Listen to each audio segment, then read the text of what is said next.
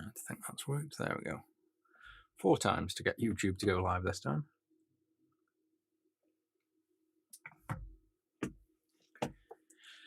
Right then, let's get going. I need to edit the title on YouTube when it appears, but we'll carry on with that in a minute. Right, so I've got to short of charge my keyboard because the battery's low.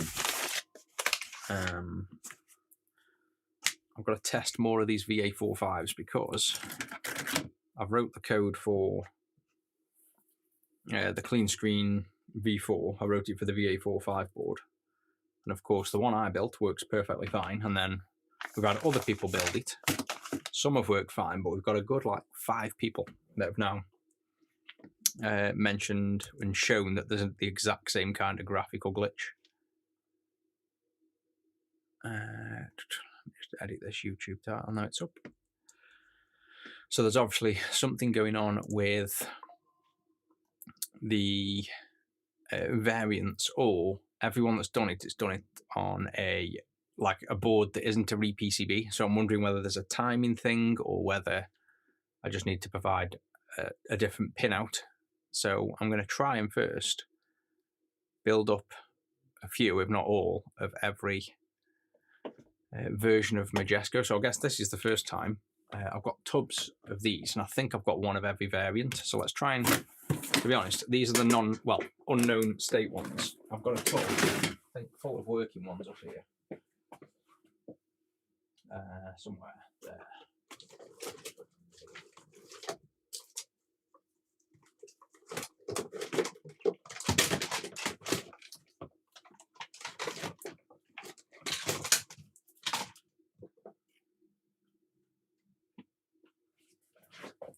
So I can carry all this lot without dropping it. This was a customer that very kindly sent me all of these when you can't really get hold of them. Just nearly cancelled the stream, dropping stuff on the keyboard. You can't really get hold of them in the UK. They just never ever appeared. I did this for years and years and years and never even knew about these. So I think it's more of an American thing probably. Maybe Japan as well, and Thailand and places, but we never, I've never opened one of these up from the UK and had one. So this customer sent me all of these, which is then how I managed to make the code work on them so I could test them. So let's document every one of these as we're going, and let's make a list. And you can see that was the very first VA4 5 in the world to ever work from anyone. And I did it on a VA5. Now, I think this is the one that people have had issues with as well. And then we've got the version 3, is this? Yeah, so we've got the V3 working, but the V4 is completely different code, so it doesn't really mean much. And I don't know what version that is, so let's start documenting these. Hey, welcome in. Yeah, not doing too bad. Don't want to be on too long, but when I say that, I end up being on longer than normal. So let me just start documenting these, and I'll photograph them all as well. In fact, why don't we photograph them on stream? Because the stream is probably much higher quality than a camera. So let's do this. Let's hope this can zoom out and see all of it. Just look at that. So what we're going to have to do for this is we want to move that out of the way, because now we know what it is. I'm going to make notes and photographs by just capturing this stream. So this is VA4 Japanese made. So if we turn this over, I'm going to have to get the face-off camera there. We're going to, how am I going to hide all the... If I hide this live overlay, let me know if you can hear me still. So if I hide this, I think the way I've done it, you'll still be able to hear me. So just let me know. And then we'll get a clean feed like that. See how we just about... That's so annoying that we're going to cut off the wheel, but still. That then fits on. So that's one I can capture. And then flip over. And this is so tight on the lens. It's just about going to capture there. That's mad that it just about goes on. So that is that one. If I then re-show that a minute. So did you guys, or could you guys hear me talking still with those overlays hidden? Otherwise, I'll have to just remember that when I'm hiding it, you can't hear me, sort of thing. This is possibly another one. In fact, this documentation is probably going to take quite a while, but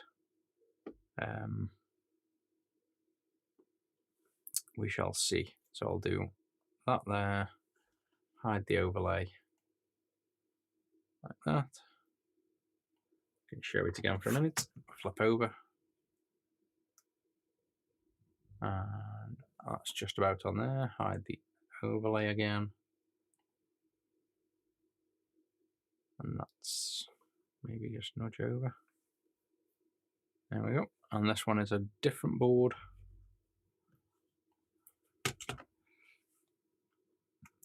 And then we have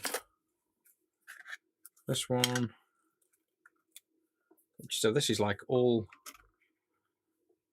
these are all VA4s, and yet they're all different. Like, look how many variants of VA4s we've got. So if we just go to like there, look how many variants. This is literally 3 variants, I think. Or is this the same one, actually? This might be the same one. VA4 837 made in Japan. Yes, this is a made in Taiwan. This is made in Japan. So this is another version. And I don't think the ASIC is going to be much different. I think it's just purely going to be the PCB, but I want to document as many as I can. So this is, yeah, these are VA4s. So that's there. Probably should have checked we're in focus. I think we are. Yeah, we're pretty much in focus where we already are. And then flip that. Hey, welcome in. Just let me know if you can hear me, like I say, with the chat overlay missing at the minute, just because I'm trying to document these boards. Otherwise, I'll have to keep showing the overlay. And we've got this one, which is a VA5 with Castle of Illusion in. So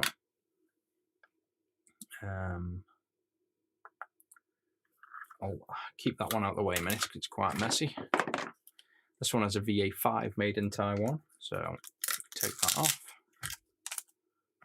This will be VA5, so move that out of the way. Yeah, so you guys just, somebody ideally confirm if you can hear me when I hide the chat overlay, because otherwise I don't know whether I'm talking to myself and you guys end up sitting in silence.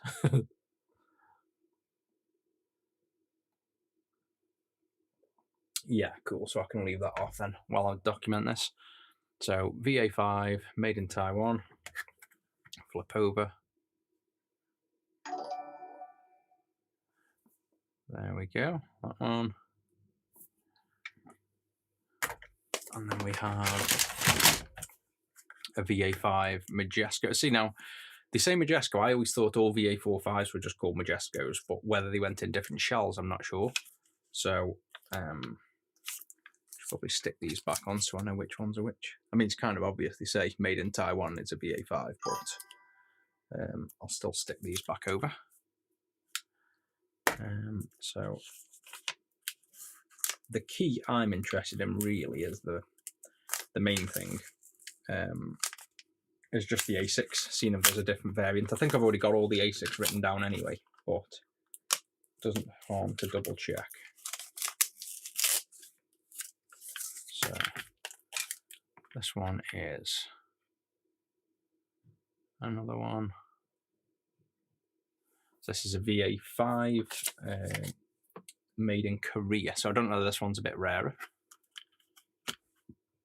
than the others, but you can see made in Korea, which is, I don't think I've seen any other board made in Korea for the Game Gear.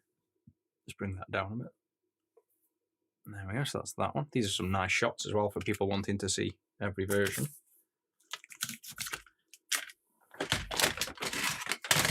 And this is another one. So we have now a VA5 made in Japan, which we haven't done yet. We've done one made, so I've got the Korean one, the Taiwanese one, and this is the Japanese one. These can all go on the wiki as well. I can rip out every photo of these and chuck them on the wiki. It'll be a really useful guide. So that's 6 variants already. Now, here's a completely different variant. That actually is that's just a normal 1 chip, isn't it? No, it's a VA4. Yeah, VA4. So, have we got this one already? Made in Japan VA4. Made in Japan. See, now we've got a made in Japan here, but it's completely different. So, different color board. So it's got a -01. So there's a 0 and an 01. So we need to take this out the shell, really. Otherwise, we won't be able to chuck all this stuff back on. There we go. Leave that on a minute. So all my others are in shells. So let's get them out of shells. Oh yeah, so that's why this isn't a Majesco. So this is a VA4 in a normal shell, whereas a Majesco shell, I don't think I've even got one. So actually a lot of them weren't in Majesco. So when I call them Majesco, yeah, not even got one. Got one in this tub.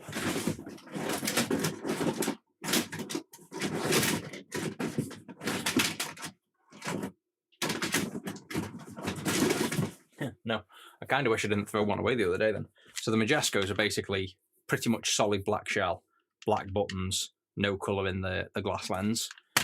I just call all VA45s Majesco, which obviously isn't true. Like I say, we don't really get that many in the UK, so that's why. Better battery life? I doubt it. They've got the same fluorescent tube, same transformer. The ASIC, see, the main power draw of the Game Gear, I know this because it was the very first thing I did. The main power draw is the fluorescent tube. So the ASIC runs, well, the ASIC and the whole board, audio, power, everything, runs about 70 milliamps. The backlight draws 300 plus milliamps. So your main saving is your backlight, and this is just a normal fluorescent backlight. So I doubt there's any battery life improvement. I can always try that at some point. I've got, like I say, pretty much every version of Game Gear ever made, I think.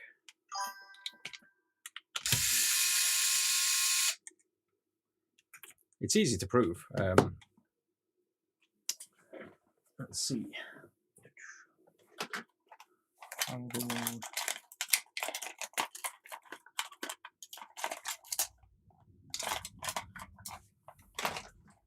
Where is a clean juice from the other day? I think I'll give them all back.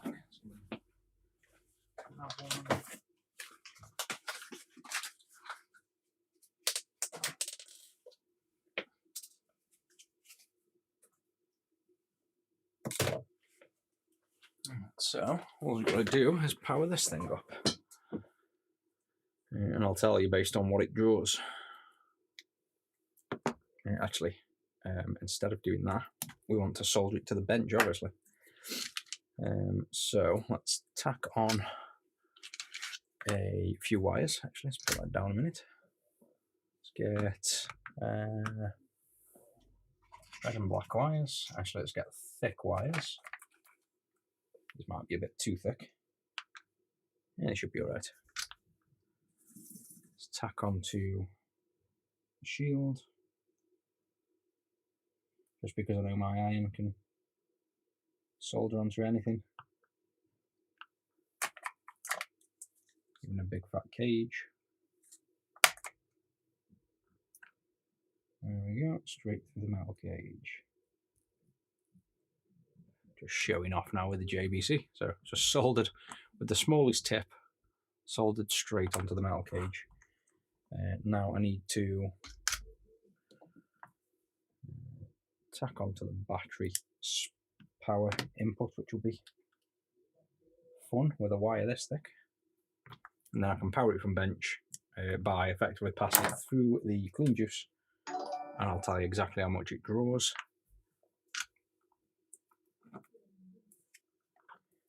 And battery is that way, so positive is on the left.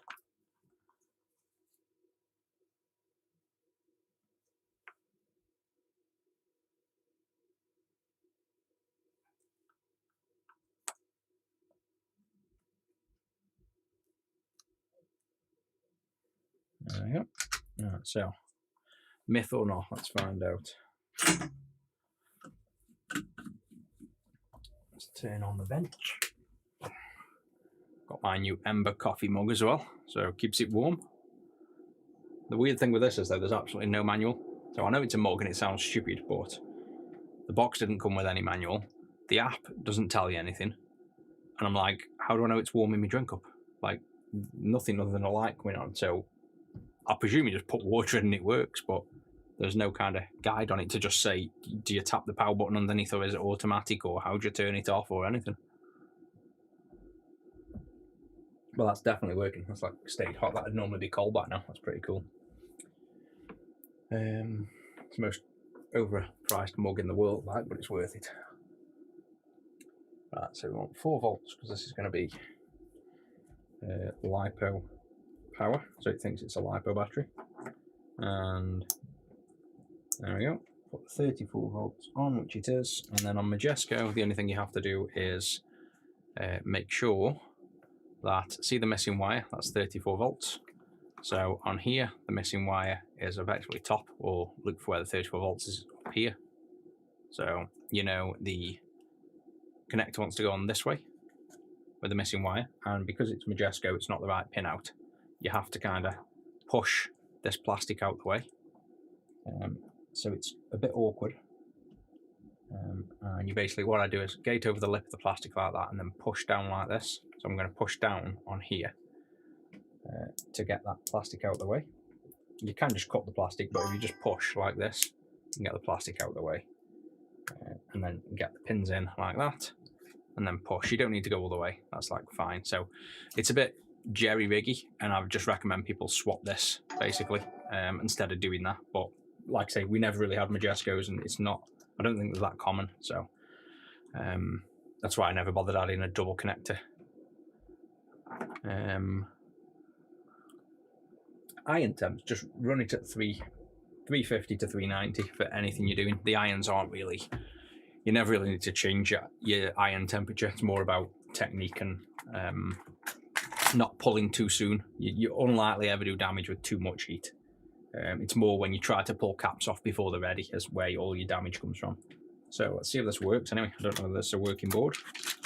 Oh, we've unscrewed it, so we can now flip it around. Just remember this has got high voltage in, so we don't want to be touching where we don't want. Turn on. And I'm guessing these don't work because, you know, why would they? So nothing but power draw 400 now, so exactly the same. So 400 milliamps at the 4 volts, which is absolutely identical to every other Game Gear. So no, complete myth. Total bullshit, basically.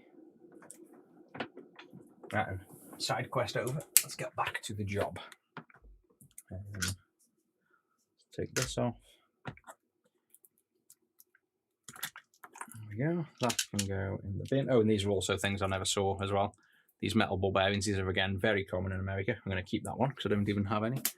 I just end up binning them. Oh, actually, probably need to keep the D-pad as well because the D-pad's custom. So that D-pad is hollow. So I'll keep them too. Move him out the way a minute and him out the way. And then put my screws in the tub. And then basically we just want to get all of these, every version I've got, captured. So let's hide the face, the overlay, the logo. Oh, that was, oh, hang on. That's the other audio. There we go, JBC. And could do with that being slightly tilted, so it's not bad on the light.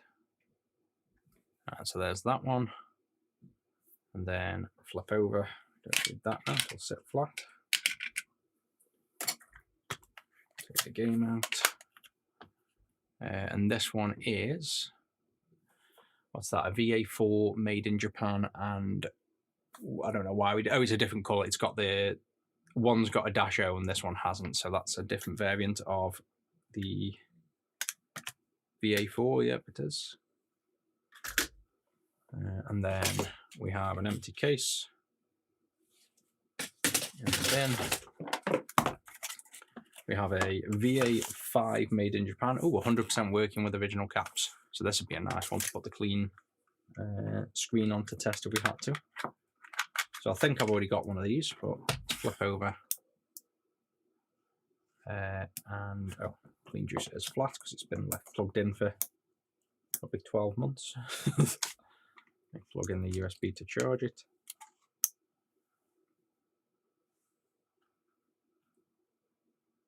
So possibly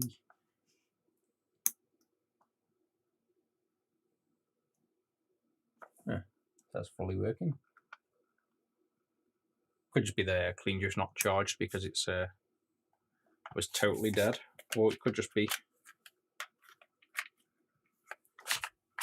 that it no longer works with it having the original caps.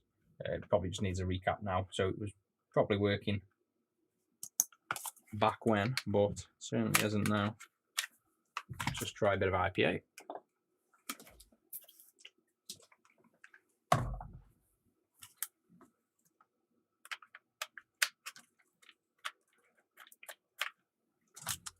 And then if I take these, there we go, so that's fully working original.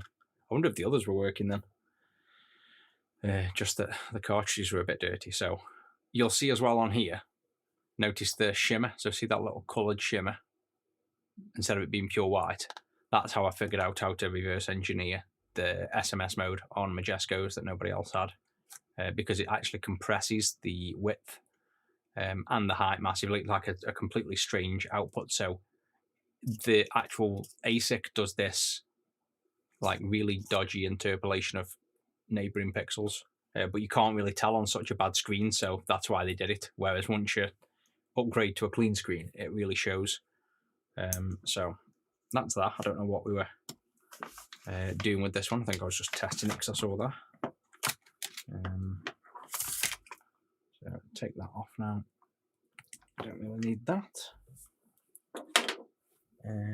Take that off. And I think we've got one of these. So made in Japan VA5. Made in Japan VA5. So yeah, this is exactly the same as this. So we don't need to do that one. That's a duplicate. So we can go down there. Then we have one more here with an absolutely knackered screen. And this is a VA5, yep. VA5 made in Taiwan, which we have here. And again, yeah, looks the same part number. Same everything. So we've got that as well. So that's the duplicate. And then let's take a look at these now. VA5 made in Taiwan. We've just done that one, haven't we? Yep. So he's duplicate. And this one is made in Japan VA5, which we have here. So is this the same again? Obviously this one's been recapped. Yeah, so that's a duplicate. So I think we have, get all my overlays and stuff back on here, face cam back on. I think we've got every variant there. So we've got 3 VA5s. Probably move this out of the way a bit now. Oh, it's charging. That out the way, that out the way. Come back to him. Right, so we have 1 VA5, 2 VA5s, 3 VA5s. So there's 3 variants there. And then for the VA4s, we've got 1, 2, drops the duplicate, 3, 4. So the 7 VA45 variants that I've got. This is then made in Japan VA5, which is this one, so we probably want to turn these over, and let's just go through all my other box now to see if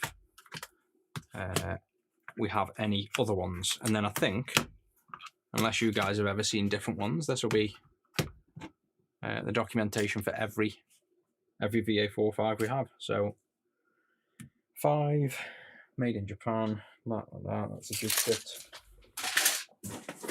And then we have this box full of even more. So let's see, VA5 made in Japan, that's that one again. Ooh, there's one I don't think we've seen. VA5 made in Taiwan.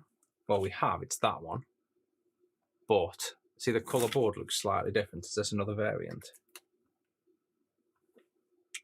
Yeah, that's a different colour board, but exactly the same number. So it is technically, it's a different production run, but the same board. So there's going to be absolutely no difference in these two boards other than silkscreen colour due to production run.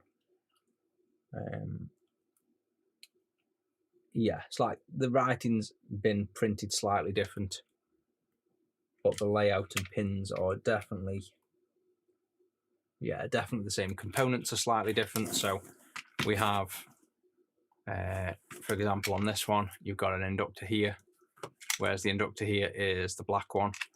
But you can see the traces are identical. So if you looked at like all these vias here, for example, the actual PCB is the same, but they've used different components. So I'm not going to class that as another board as such, because it's literally the same board from a different run. We want genuinely different boards. VA5 Japan, so this is by far the most common, this VA5 Japan here. That's another one, and it's got a clean screen V3 in. Oh, thanks for the sub. That is in there. Don't forget as well, if you sub, to link your email on our Discord, and then you get invited to a secret Elite members chat and 10% off the website and loads of good stuff. This one is VA4 made in Japan. So there's a VA4 made in Japan. And that one's Taiwan, that one's Japan. So let's put the two Japans together. Oh, 3 Japans together. Actually, 3 in Japan, 1 in Thailand. Taiwan rather, not Thailand. So what's the difference between these 3? That one's an 01, that one's not an 01, and this one is, oh, we've got 2 the same here, 01s. No, this is a different board because it's got completely different silk screen. So what's the difference between these 2? They've got the exact same silk screen, the same part number, but they are definitely different boards. So those 2 are very, like, there's technically no difference with the part numbers, but they're clearly a different board because they have a different stamp here and a different, they have a different layout. No, they don't. So to be honest, these 2 are actually technically the same as well, but they've got a very distinctively different silk screen here. So I don't know, we should probably class them 2, to be honest, as the same. It's just that you can get variants in silk screen. So that one's the same as that one, basically. This one is, again, same as that one. So it looks like these bottom 2 are the most popular VA4s and 5s. Yep, that one's that one again, VA5. And I think by the time we've gone through these, this should have discovered nearly everyone, I would have thought. That's Taiwan, so that one's up there. Again, actually different. So these 2 are both, oh no, there you go, another board. So we've got an 01 and a 1, so we need to capture him. That's another board. So that now makes it, technically we do have 4 here because these 2 are the same bar. production. See, I kind of want to move that out for that reason. I'm going to move that out because that is the same as that, just a different silk screen.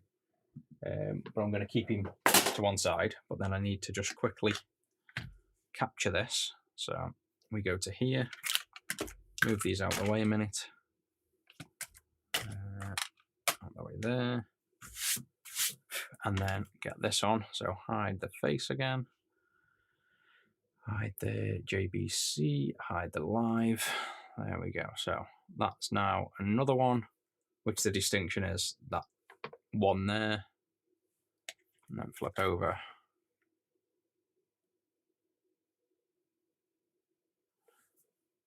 And that's that there. So that's that one. And put everything back on.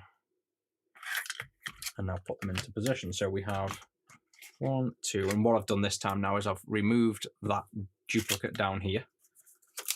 That was a duplicate of just, you know, a different silk screen, and now these are 4 genuinely different boards. So we are definitely onto 7 completely unique boards. Put the Bizod back up. Carry on. Japan VA5, definitely the same. VA4, Taiwan, and not a 0, so that's the same as that one, is it?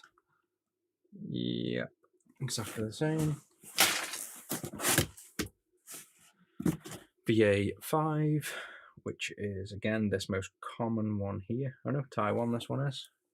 So there, a completely different silk screen, or is it the same board?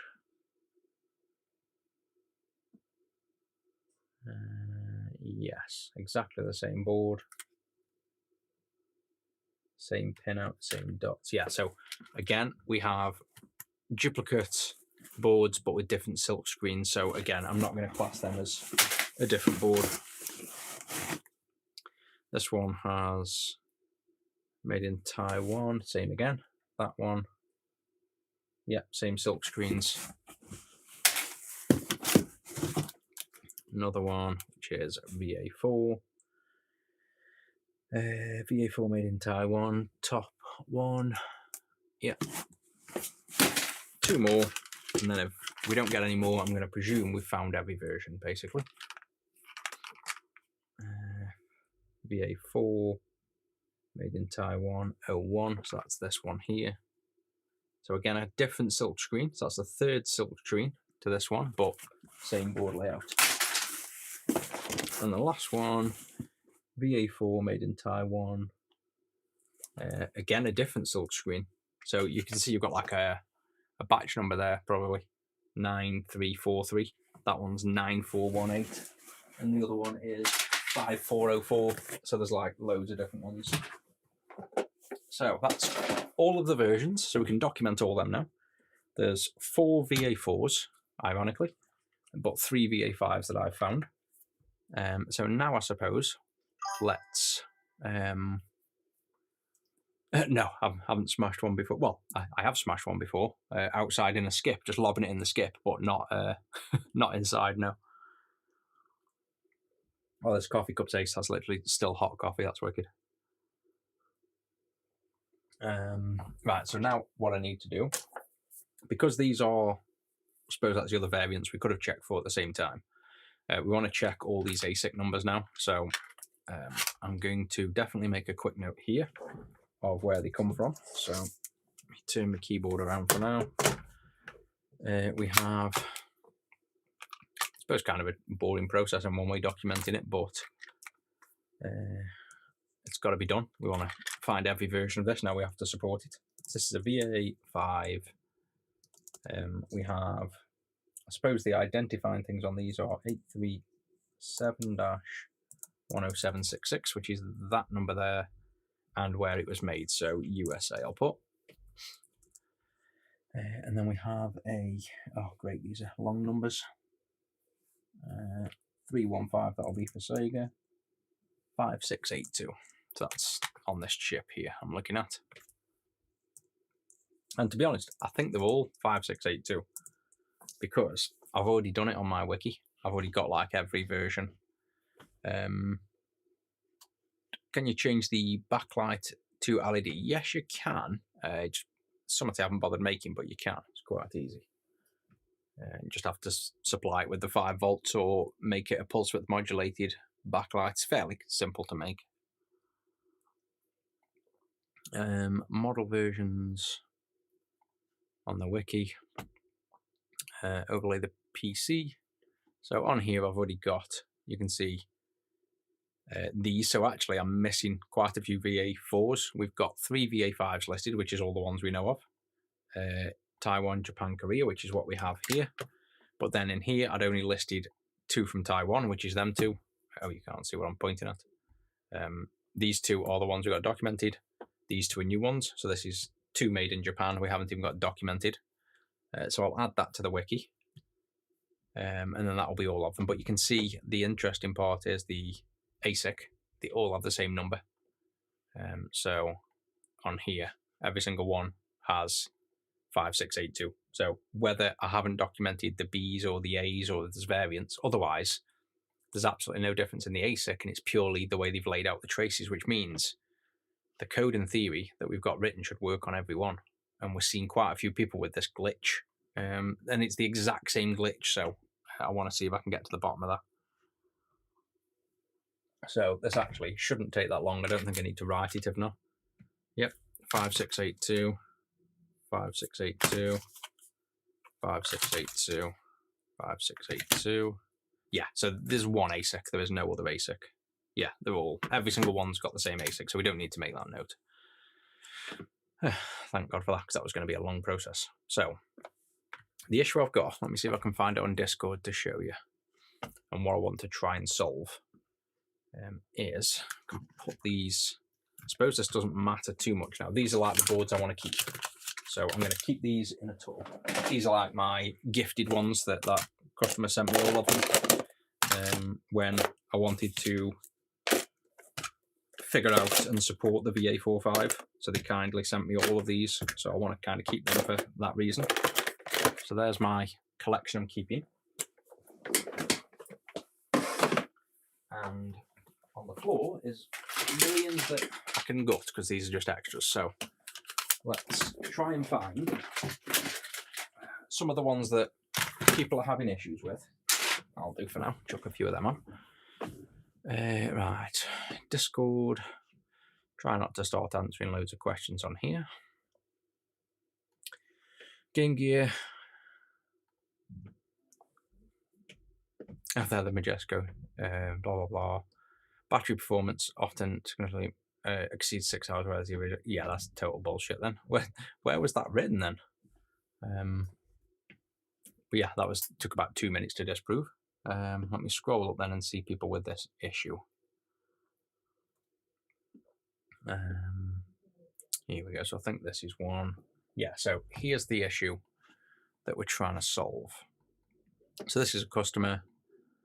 And at first I thought maybe it's just the customers, but we've now had, I've had 5 people with this exact, like literal exact output. These dots running down the screen, and the same pattern. Now, when I've coded this, I've seen this myself as I was working through it,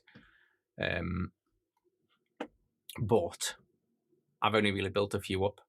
So it's very likely it's going to be a simple timing thing because the Majesco is actually slower. But it's strange how it works for me, and somebody else further up, I think, also showed off it working. Like when I released it. And is this another person or is this the same? So see that? Very similar. Like not quite the same, very similar. So we're seeing this issue at the minute, and it's obviously not going to be the ASIC. And there you go. This is somebody that's got it working. But the key here is that's a VPCB. So I'm still going to do, I don't know if it's worth even putting it on a VPCB because they're all the same ASIC. I mean, let's do it once. Let's pick a random one. That's got no ASIC, so that's actually, that might as well go in the bin. That's, mind you, I could rob the board. Yeah, I can rob the boards for scanning maybe, just so we've got board scans, so I won't bin it for now. Let's rob this one then. Let's pick this ASIC. put it on a VPCB, see if it works. And then if we get it working on a VPCB, there's a point. We could do with one that boots. Yeah, I don't want to have to fix a VA4 is what I'm thinking. And all these are ones that a customer could, like this pile now I've got, are ones that a customer couldn't get working at all. So I'm going to guess that most of these have board issues. We have that one that fully works. It's in here somewhere.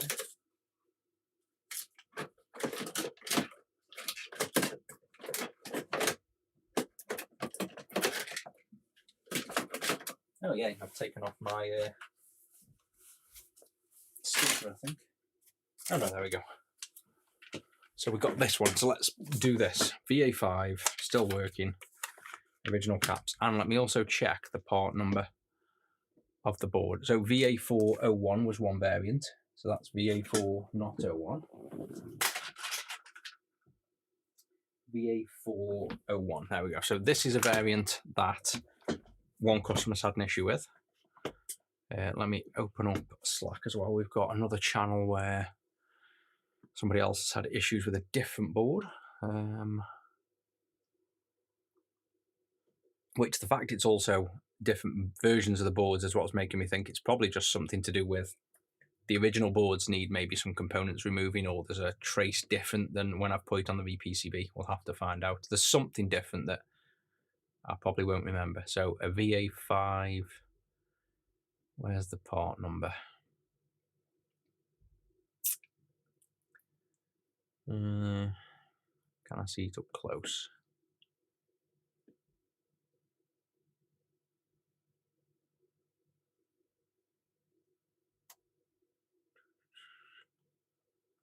Right, it's that one.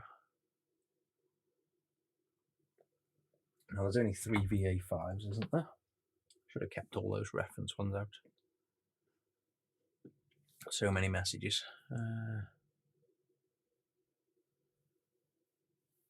So one problem with Slack, I hate when it goes into threads because you can't see when you're scrolling quick.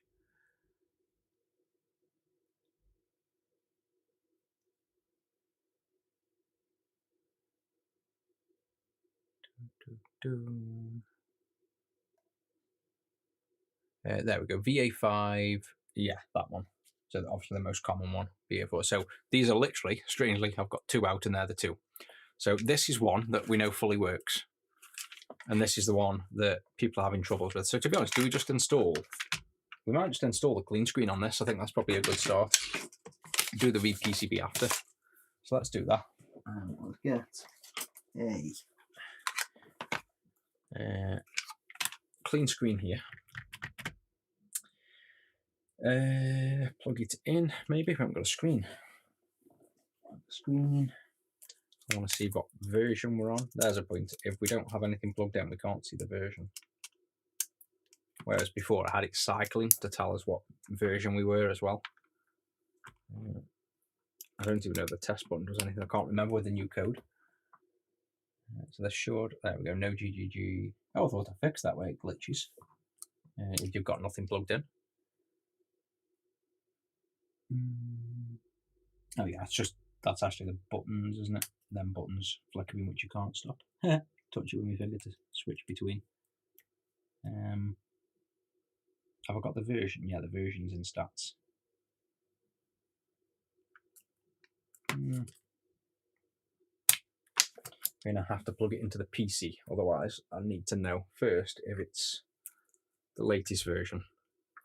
So if you want to update these, make sure if you're not using like the latest clean juice that you can upgrade them from the port from, then just make sure you unplug any power board if you're going to plug into this. Never plug into this port while there's a power board plugged into your Game Gear, because it'll fry the power board. Let's get this on here.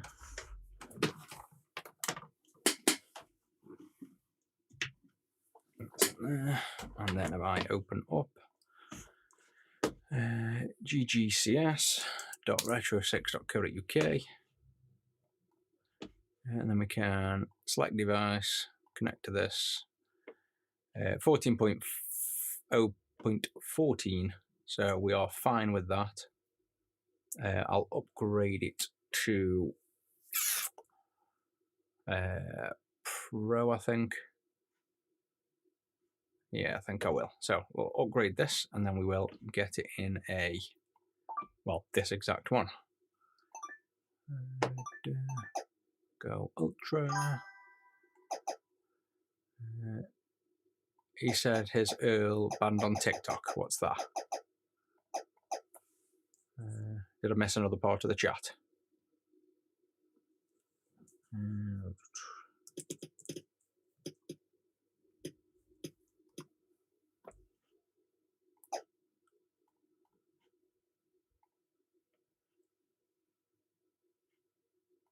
Oh, that's good to go. Let's unplug him.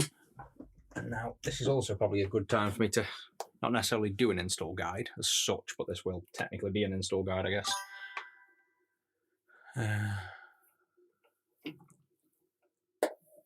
Oh yeah, I tried to stream on it yesterday as well, but obviously I was using Streamlabs that does TikTok streaming for you, whereas OBS and Atom clearly don't do it as simple.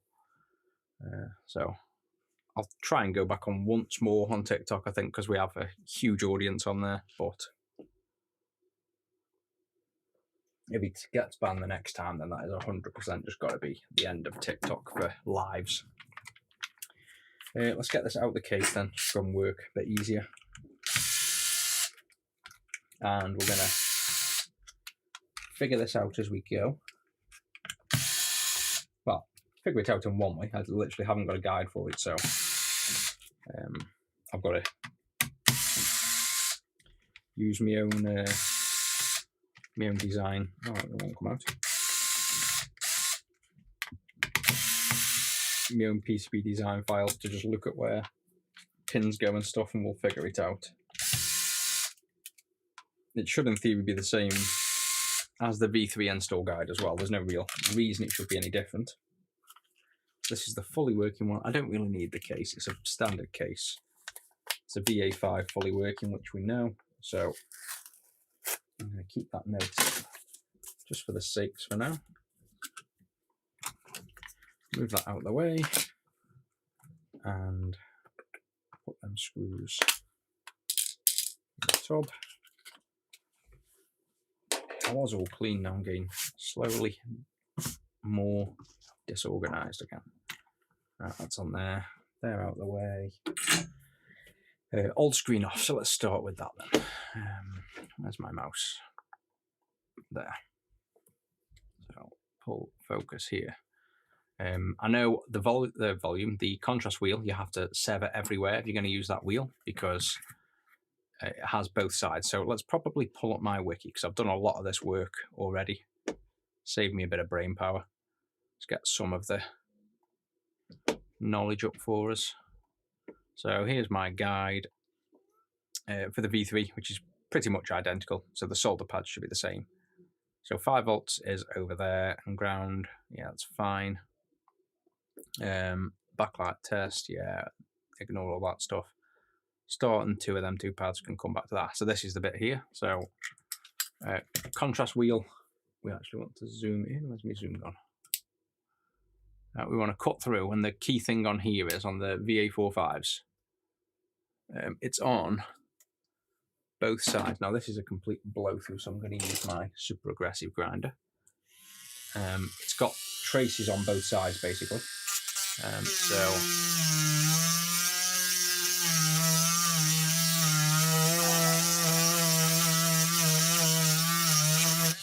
that's that.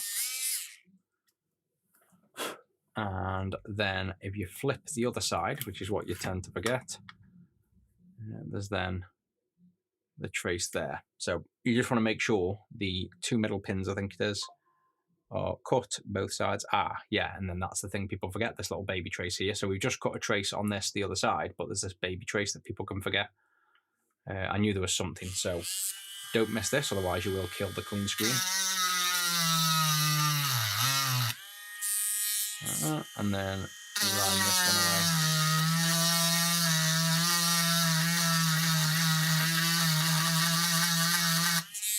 There we go.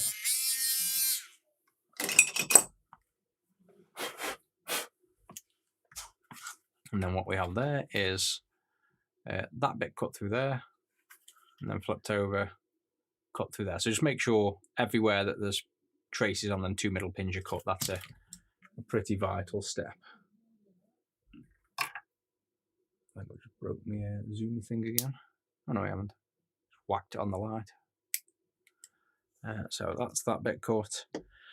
Solder the middle to the clean screens. That's obvious. Left is that again. Obvious. SMS is on this one. We've just gone to where we can't go because I didn't tell you to remove the screen on the old guide. So let's get the screen off then.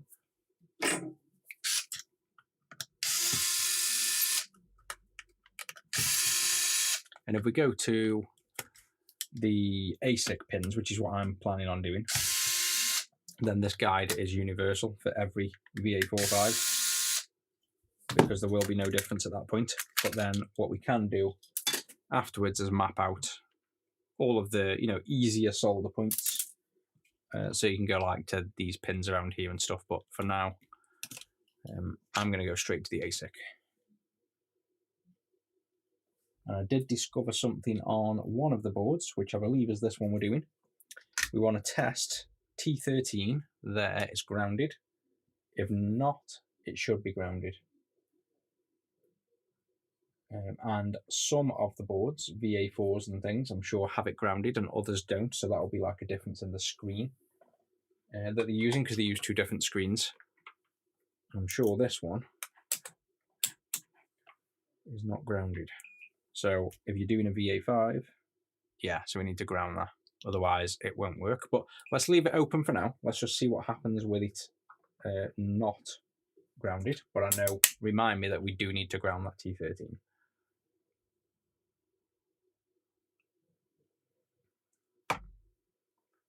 Right, so screen around the back. We're going to fold this over. So we'll go to side view. I'll zoom in a bit now, probably. And pull focus. Same as always, you've seen this. Put a bend on the ribbon to apply some pressure. Do a little bit of a preheat soak.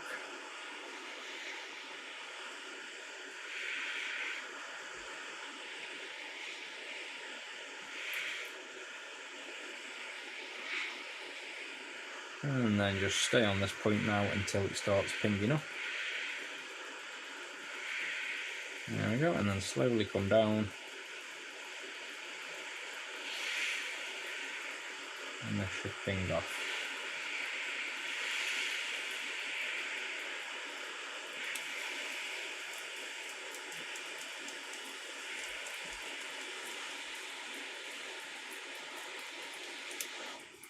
There we go. And while it's warm, peel off that sticky tape. There we go. And I can bin that screen. See, this is the angle I kind of want to get to as well, but this camera, see, I don't know whether I made a mistake buying this camera because this is I think it's a Blackmagic 4K, I don't even know what I tell. The one above's a 6K, and I thought, well, I'm only streaming 1K, so I think I brought a Blackmagic 4K, but I don't even know how you tell. Yeah, Blackmagic 4K, and I think I chucked on a cinema lens on this one to try and get this sharp, and it was still not that sharp. So I think I probably need to spend more money on this side camera, unfortunately, to get it any sharper. Or I need to go to a Blackmagic Studio like this ridiculously sharp face cam here that always shows that lovely grey eyebrow that drives me insane. Mix him in, go away. Go away. No, he's there forever. So this is, I've put the lens off this one onto the side camera, which is this one, and it was still blurry. So that studio one is going through SDI, not HDMI, so we're getting the 4K resolution, then downscaled properly, whereas this is 1K out of the camera, even though the camera's 4K. But the Blackmagic Pocket camera, you can't get 4K out of the camera. It's only pre-recorded. So I kind of made a mistake ordering that, really. Waste of £1,000, really. But if I want to improve this side angle, because I think this is like a nice angle to have if we could get, yeah, I just don't like it because it's not very sharp. Basically, it's like, to me, that's quite blurry. So that's why, I think we need to try and improve that view because it would be nice. And I am tempted as well for the overhead, this thing, to maybe, see, I suppose we wouldn't need that overhead angled if this view was like nice and zoomed like this. We could use this as a proper zoom, but I think that's maximum zoom and it isn't. Yeah, so to be honest, this side view would probably be pretty decent as a main view if I could just get it sharper. It's just the fact it's blurry, it drives me nuts. Right, so you take the fluorescent tube out. This is the thing that draws all that power. Take the fuses off as well. So get these going. And these are quite hard to pull out. They kind of bend in. You can see it doesn't want to come out even though we've actually got it, fully desoldered. They kind of snag in because they bend them. So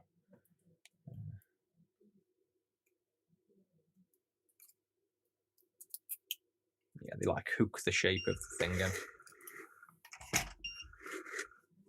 And I forgot we can put the little JBC thing on screen as well. Let me start the app up. And then show that, apparently, even though it's not showing. Good old OBS. What I forgot to do, cancel it and go back in and out. Non HP, yeah, toggle in and out. There we go. So we've got the little JBC app there for temperature, which I'm tempted to make my own just to make that line thicker because you can barely see it. And then you can just see on this, you can see the power, which is the blue. But I think what I'll do, I'll probably make some software that talks to the iron over Bluetooth. Because really, I think the temperature never stops. Like, it's always rock solid. So seeing that red line is kind of, in my eyes, you don't need it. Whereas the power, I think we could make like a little power, like, a little power graph that's cool that goes up and down. Hey, welcome in. Guess what I've got?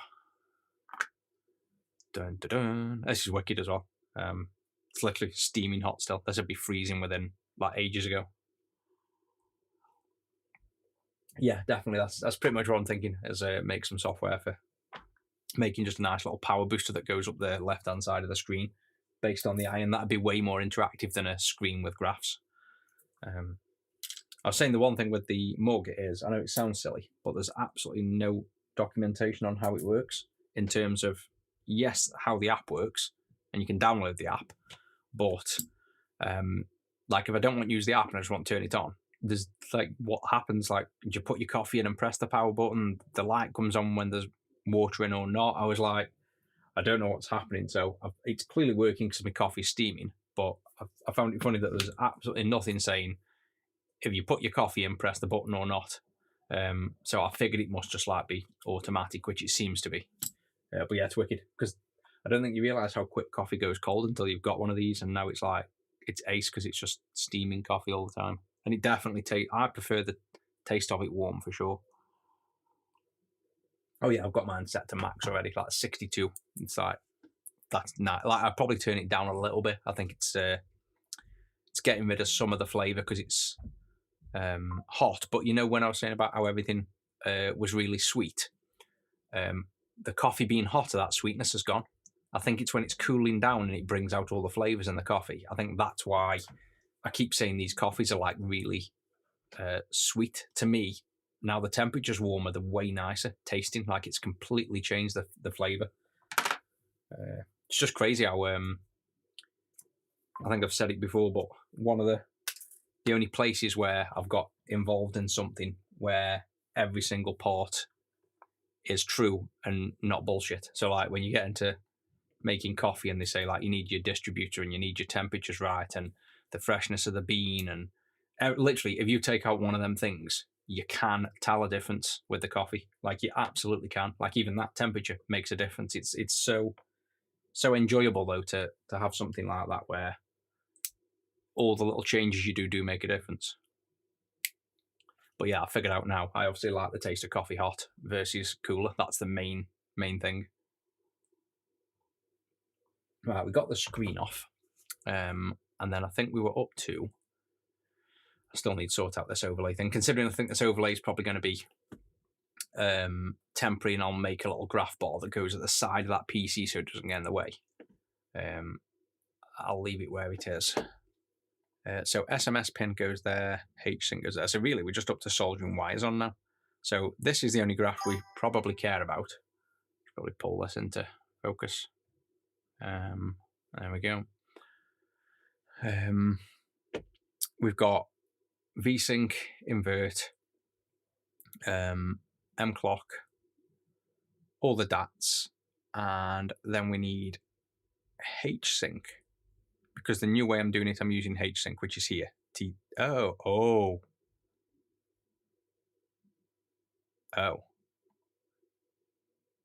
T13 is not H-sync. That is not H-sync. Maybe that's why people are having problems. My guide for the V3 is not the same as the V4 then. That might be a simple fix then. I wonder if anyone's online that's got that problem. Let me go on Discord. Yeah, they look a bit damaged, but this is a fully like we've tested this one. It's a fully working board. Any upscaling the TV tuner with it? Yeah, should be able to. I've had the question a few times, and I'm pretty sure it's very similar to the SMS mode without the LCD pin. It's something I'll probably work on at some point. So I'm just talking to Discord. Is anybody online at the minute with a VA4 with the issue of like the vertical lines? Because I might have solved the problem already if you wanted to quickly try. Right, send that while I look at the schematic. Right, let me look at the re-PCB, because this is very interesting. Either I'm getting confused here and T13 isn't the pin I thought. But that's interesting, because I could have sworn T13 was the LCD pin, not H-sync. And if so, I know I haven't technically made a guide for this yet for the original boards, so people have just presumed the V3 would work, and I've presumed it would. So this might answer all of those little questions. Oh, thanks for the sub. Getting quite a few subs now on TikTok, on Twitch. I think Twitch might overtake YouTube if we carry on. I've gone into the wrong one. I've got too many hardware projects. Game Gear, re-PCB, hardware, one ASIC. Open this up. We'll see if anybody replies on that while we're waiting. Let's move that out of the way so you can see that. Let me have this open. So here's the moment of truth. LCD. Yeah, LCD needs to be grounded for sure. It's pin 40. So is that going to be pin 40? Let's take a look. Pin 40 is... No, it's not going to be pin 40. So 1, 2, 3, 4 pins over. So maybe that isn't the problem from where the writing is. So move that out of the way. So if we do the writing, it's 4 pins up here, T10. So T10, sorry, is the one that needs grounding, but is T13 H-sync as well as the next question. So let's check if this is grounded first. Thought I was onto something, and I might still be, but is this, actually this might be the whole problem. Haha. There you go. That's going to be people's problems. The original board doesn't ground T10. And nowhere in the guide does it tell you to ground T10. And obviously in fairness, my V3, I didn't do the same way. The way I've written the code in V4 is different. Have I just made my life really hard as well? I just thought.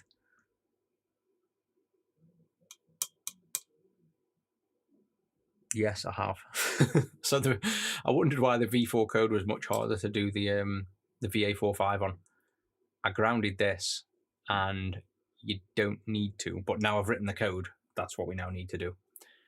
So I'm pretty sure everyone with this problem just needs to ground this pin. So I'm guessing this is ground.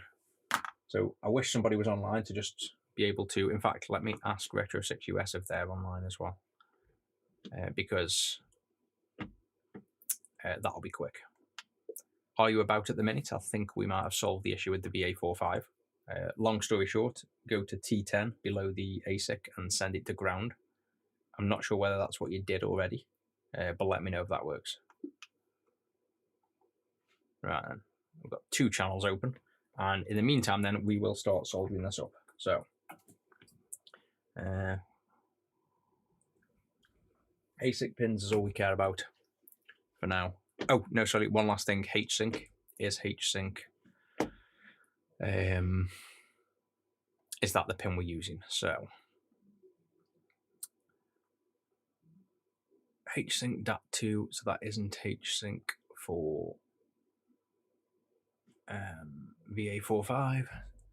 This was confusing to do in the first place, making a single universal board. Trying to remember which goes where and the duplicate names and stuff. Right, H-sync M, there we go. This is going to all the way down, goes to pin 133. And that is 1, 2, 3, 4, 5, 6, 7, 8, 9, 10, 11, 12 pins up when the writing is correct. So that is 12 pins up here. 1, 2, 3, 4, 5, 6, 7, 8, 9, 10, 11, 12. Yeah, so T13 is H-sync good. At least we've got one thing right. So that does mean everything about the V3 guide looks right. We just need to install it then. So I'm going to make a guess that this is all going to work, and without T10 grounded, it's not going to, like, we're going to get that issue, I reckon, what everybody else has got, until we ground T10. So let's just go for that. Let's start this install. So we probably don't even need to do the re-PCB stuff. And I need to bring out my fancy wire that you can buy on retro6.co.uk, which would be banned on TikTok for saying, so it's a good job we're not on there. And let's start, actually, we can't use fancy wire for this one because it's really fine pitch. Oh, I kind of wanted to. Yeah, let's do it. Let's go to these instead then. So we will use these, but instead of going to that, we're going to go to this first and make them nice and long. So I don't think colour of wire matters too much here because there's that many wires we've got to use. So let's go. That length should fit everywhere. Yeah, so let's cut wire that long for everything. And let's see how far we get.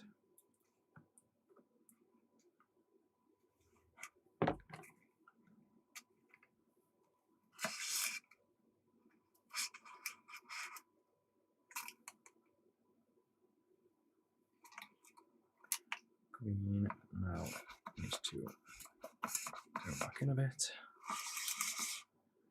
Yeah, that would be nice if that I don't have to change the code. And it does make sense because the ASICs are the same, so we know the ASICs aren't changing, which was my concern. So we'll have a bunch of ASICs or a bunch of revisions. I don't think any of that's an issue. I think we just need, hopefully, to ground that T10. I think that's literally people's only problem. And the fact that everybody that's had a problem so far has had the identical problem is also another good thing. But I can use this board. If it ends up looking nice enough, I can use this as a little install photo guide for the VA. What are we doing? The VA5 on this one, which ironically is the same one we've already got a guide for technically on the V3, but still. And I suppose then you don't really need a guide for the others as such, because so long as you have the pins, the info is exactly the same. It's just, I think people still like to see their exact model with wires soldered on just for, you know, double confirmation. So we might do over time.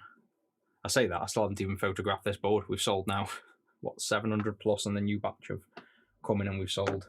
I don't know how many of them already. And I still haven't photographed the board. Like, so the website still shows a 3D render, and it doesn't even show what it comes with. That's how I think how keen people were to get the V4 when it released. I should really just do a decent photo. Right, 10 wires. How many do we actually need?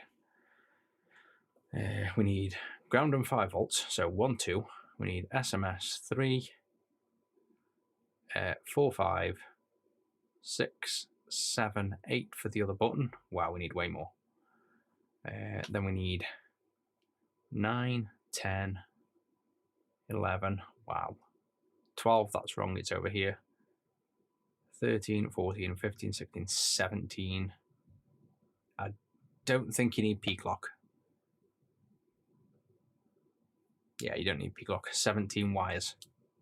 So we need another 7. Let's start with these though. Yeah, just start with 10. That's a lot of wires we've got to do.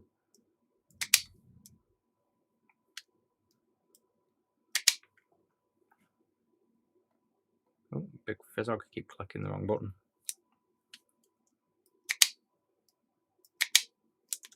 Come on, little super cheap wire strippers.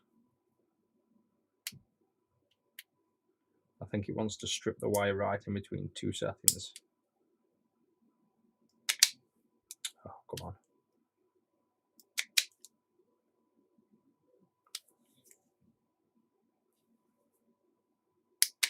Yeah, it's like literally right in between 2 settings. That's annoying.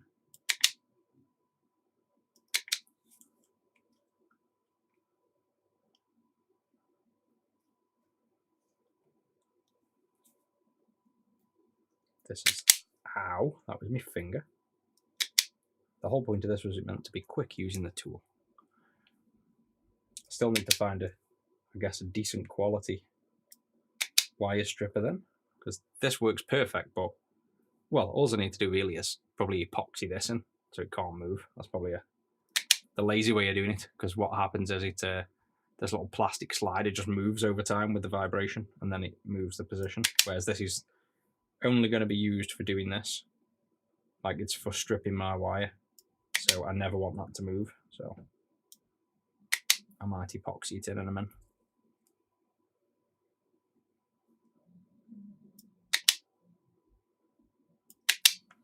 Anybody replied on either?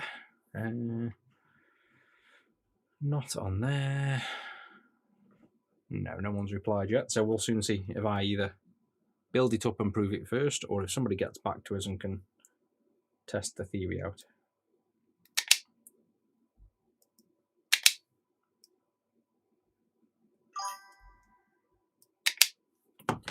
Have some of my steaming warm coffee. See, I get that sometimes as well, that message, like the message noise, but there's no message. Unless that's a YouTube non-sub message or something where they're sending a message, but because it's not a sub, you don't see it on screen. And because the chat isn't integrated at the minute, I won't even see it. Let's have a look. No, I don't think so. So yeah, I don't know where that ping comes from. That's not on there. Unless it was Facebook. Absolutely products best in my opinion. But we do miss the old style instruction vids.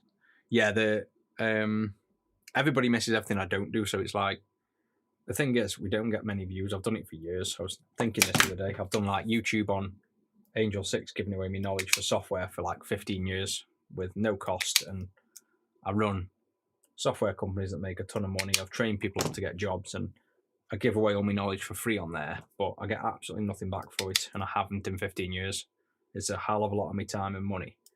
And then on the retro side, I do these videos. I do Discord help. I used to do the TikTok videos daily. But again, I don't get any financial gain from any of them really, and I never have. And it's a lot of my time to dedicate when I have loads of work as well. So I think the streams were a bit more easy for me to do in one way because they're not pre-recorded. There's no editing to do after.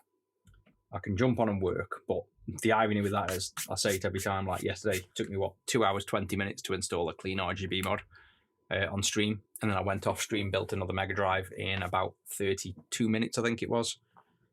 So it does slow me down even doing streams, even though you don't think it does.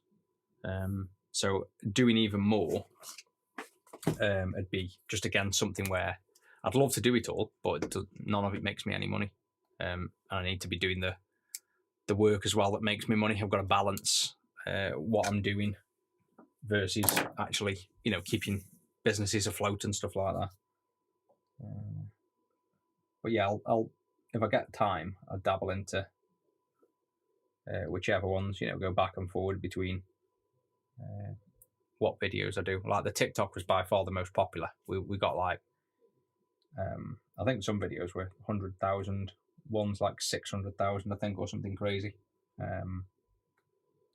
But again, lots of views, but nothing from it. Didn't gain me anything. Didn't gain any sales. Didn't gain any reputation. It was just people loved them and they didn't like when they were gone. But it was just a hell of a lot of my time for.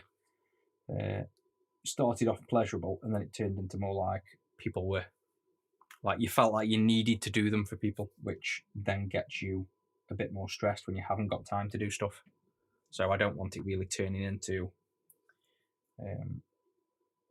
like a need, if you know what I mean. Like the streams, I was doing them twice a day, and we grew quite a lot on the streams pretty quick. But then I was falling behind with work as well, so you just have to try and make sure I treat all the stuff like this that doesn't necessarily bring in money. Like it might do one day, but I always have to prioritize work first.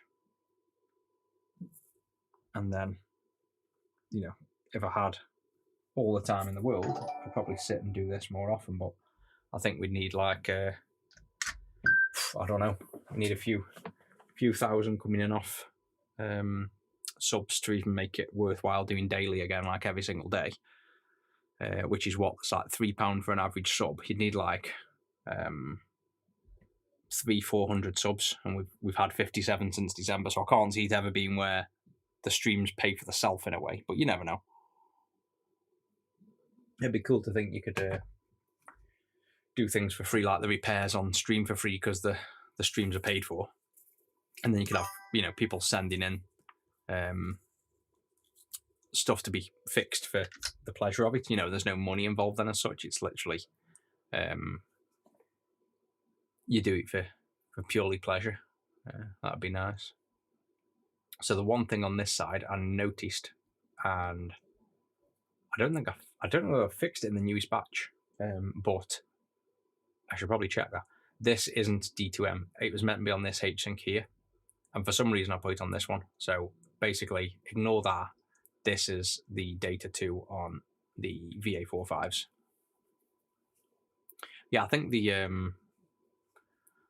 it's picked up in the last sort of week because I've gone back and done what's that jap pin? That is this one you can solder as well if you really wanted to the ASIC, and it just tells you in the on-screen menu which language you're in. It doesn't do anything other than that, so I'm not going to bother with that one. Yeah, I think we're doing like streams regular again. When you're doing a stream every day, it starts growing, but like I say, it's finding that time and having that time to do it. Like at one point when I was doing it daily, I'd miss it if I didn't do it. Like I genuinely wanted to jump on stream and have the conversation with people and work away. But like I say, you just get busy. Why have I got two Oh yeah, this side H-Sync, and this is how you kind of know as well. This side here is all the RGB and VGA output. So I was going to say, why have we got two H-Syncs, but this is the H-Sync for the Game Gear. This here is all RGB and VGA. It's this stuff. So ignore that row completely. And then we want this V-Sync here.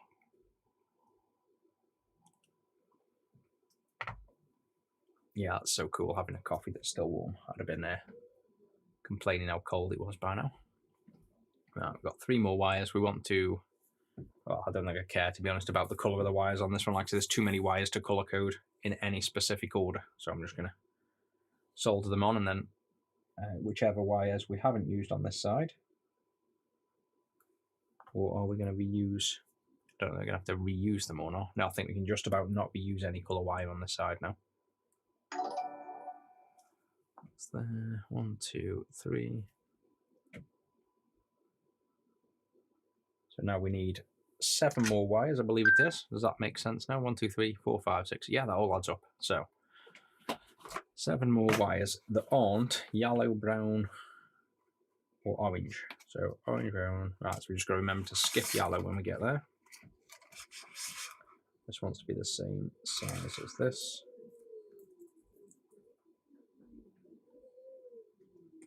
About there will do.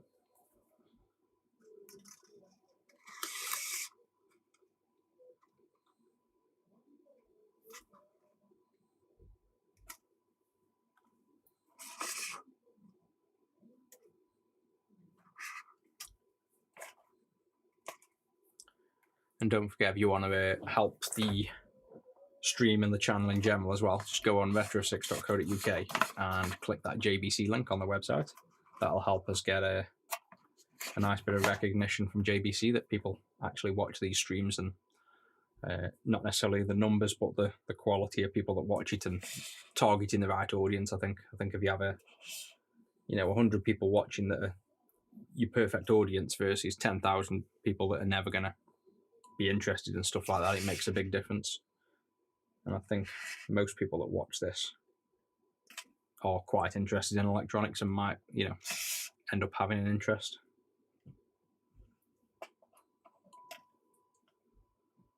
Oh, here we go. We've got one reply, Retro6US, I think that is. I tried that earlier, no doubt. Oh, he's tried it, apparently. Remove resistors packed, but I also might need to update the firmware. Yeah, okay, so better if pin 40 is the same as T10, then grounding it did this. If pin 40, I think it was pin 40, wasn't it? Yeah, so it was pin 40, yeah, so it reckons he's done that and not changed. So we'll carry on plodding through then. Grey, right, white. So this might not be the fix then, but we'll see. It could also be just bad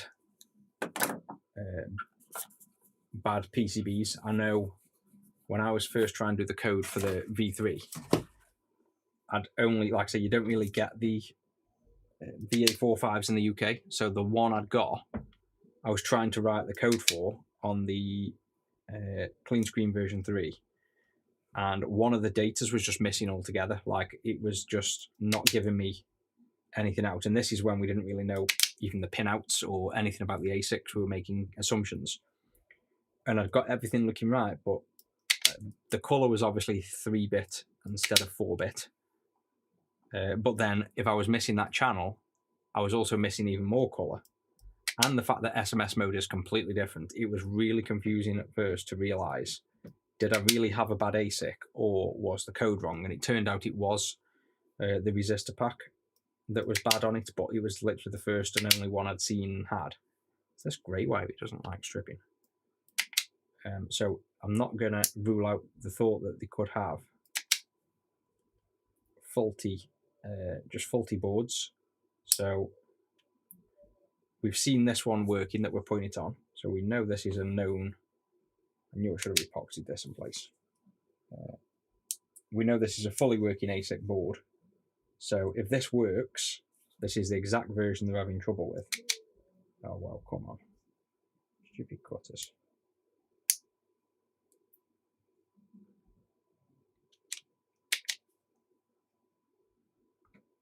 Last time I got to the grey, it struggled. Is it literally the grey it's struggling with?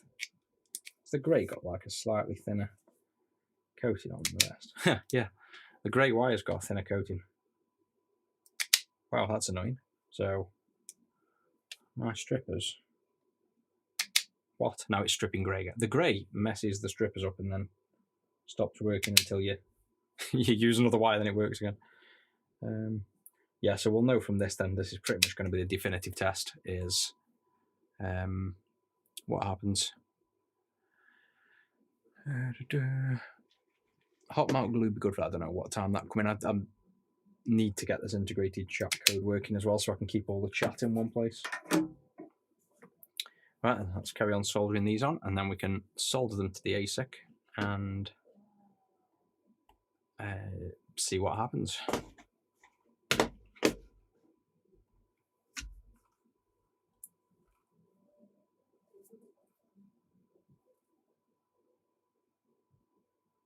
That was a really long stripped wire. You can stick out all the way over there.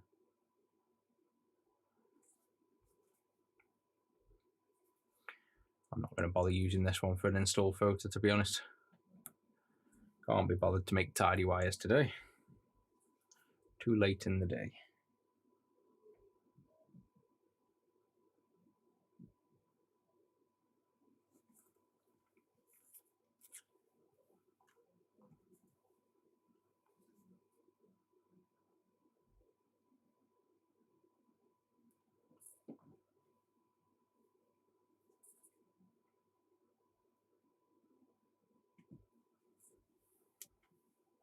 Why are we a wire short? What wire have I missed?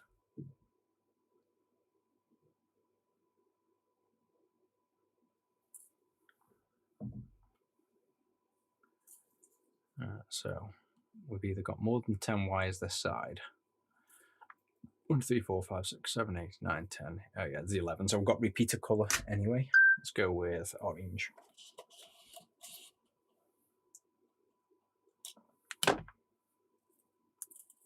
Oh, that was a complete guess of size, and it's pretty much identical. That's good.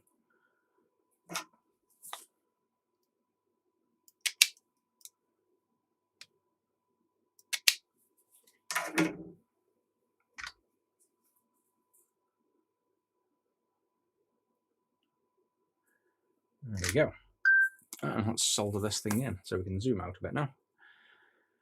Don't need to be that crazy close. Oh, I know what I need to do as well, which people already know at the minute.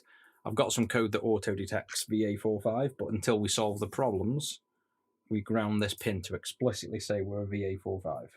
And then once I'm happy that everybody's installing these and things are working good, I'll make it auto detect the type of board you're on. So you just have to solder that as well.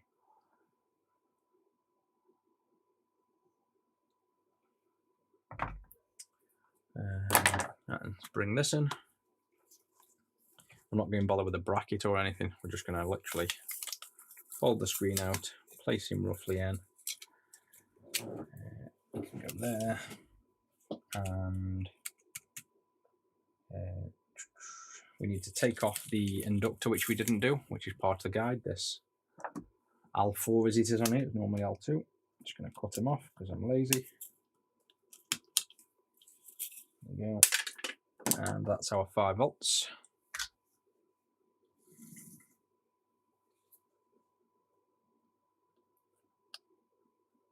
Let's grab 5 volts.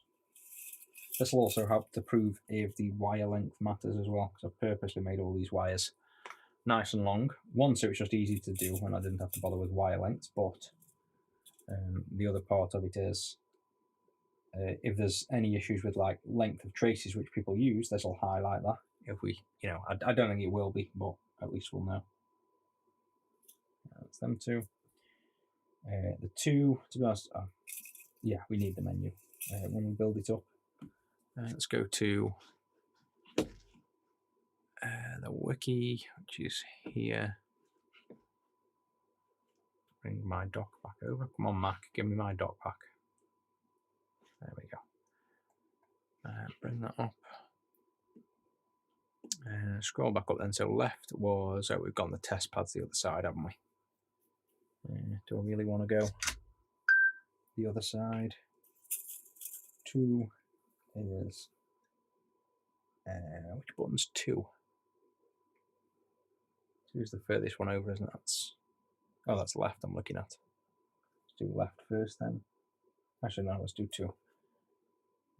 2 is there, comes through this via here. Yeah, sorry, I'll just go around. 2 can go around the back and go to where it should be, which is where? M15.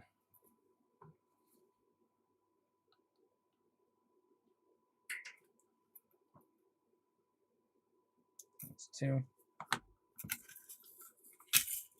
And the 2 wheels. Yeah, we're definitely not using this for a photo. The wires are massive. Start is clearly M16.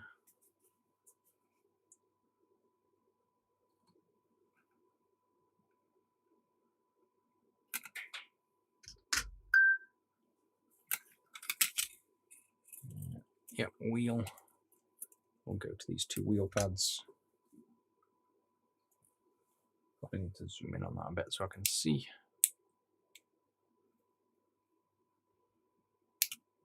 There we go.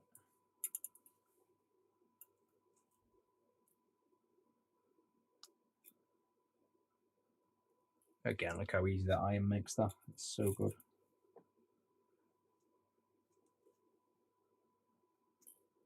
It's good when you're used to soldering certain things and then you come to it with the new iron and you kind of get a feeling for certain consoles and certain pads and things. And I know the brightness wheel on the Game Gear is one of them where it doesn't tend to ride up the pin of the contrast wheel very easy. And this is obviously, as you'd expect from JBC, just done it perfect. So that's them 2. Get in the holder. There we go. 2-star wheel ground 5. So SMS. We went to the cartridge port on the back. So we flip this over. And we need green. Of course, I'm the wrong side for the SMS wire. Need to move him over. Flip him back. So I thought the SMS was the other side, but it's upside down, isn't it? So you can come off. That's that side done. Move to this side. Tack the SMS on here.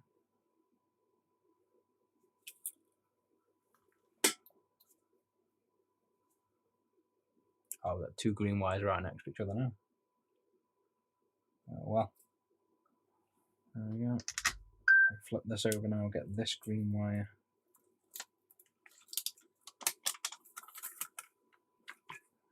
To the second pin.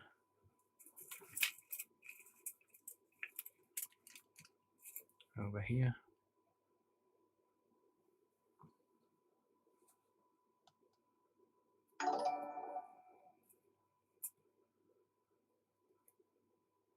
There we go. Thank you for the like. And I think everything else then is on this side. Let's try and get the screw out as well. The screw's driving me nuts here.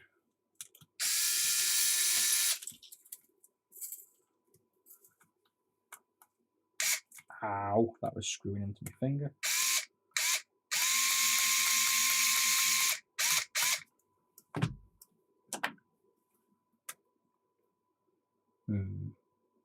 No, I don't want to risk cutting the circuit board. Let's leave him in then. He can stay there annoying me for a little bit longer. Right, now we've got to get all of these soldered in, and I'm going to do just the same as the guide. I'm going to go to these pads so we can see what everybody else, well, what majority of people will be doing, which isn't going to the ASIC if you can help it, because it's a bit easier to not do that for most people. So let's go. H-Sync was T13, we remembered. So let's start with that.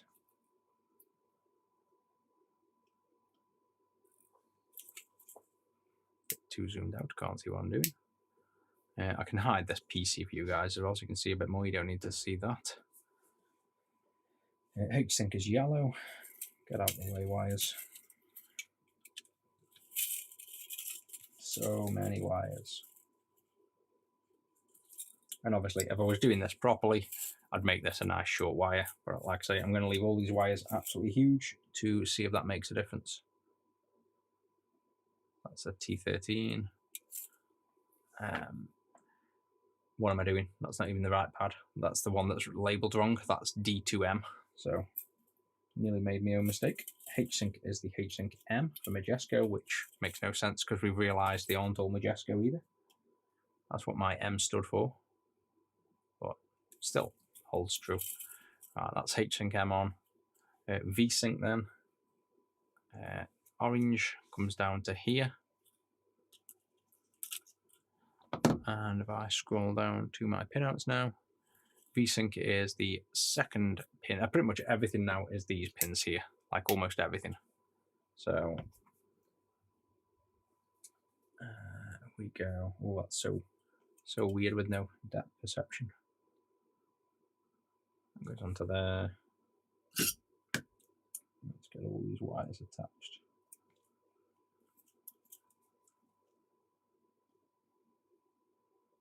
So that's that one. Next one down is D2, which is actually the next one down on here as well, which is convenient. So that will be miss one and then go to that. And remember, this D2 is labeled H-Sync on the silk screen by mistake. So this yellow one is labeled H-Sync, but it's actually D2M. So that's the balls up there. The 2 wire needs to go around to the other side of the board to go to the 2. So I'm just going to drag him out of the way for now. Then we have D5 next, which is 1, 2, 3 over on the bottom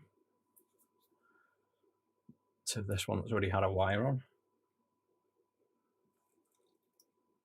Looks like somebody's actually already installed a clean screen on this, maybe I did, if the V3 was on this. And there's that. And then grey is D4, which is right next to it with a huge stripped end. Let me cut that down a bit.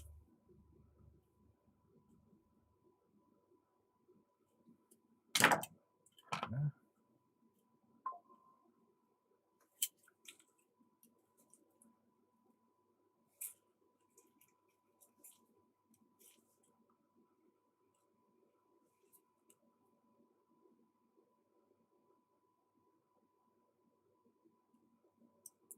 It's D4. D3 is green, which is below D2, so that's below the yellow.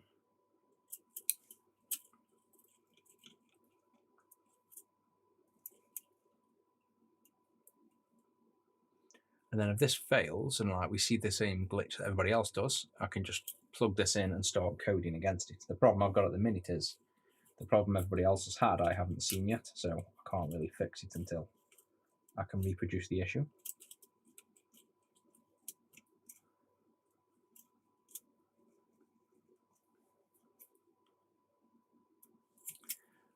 So that's the green, we've got the SMS on, so now we're down to these 4 pads. So we've got M clock is blue,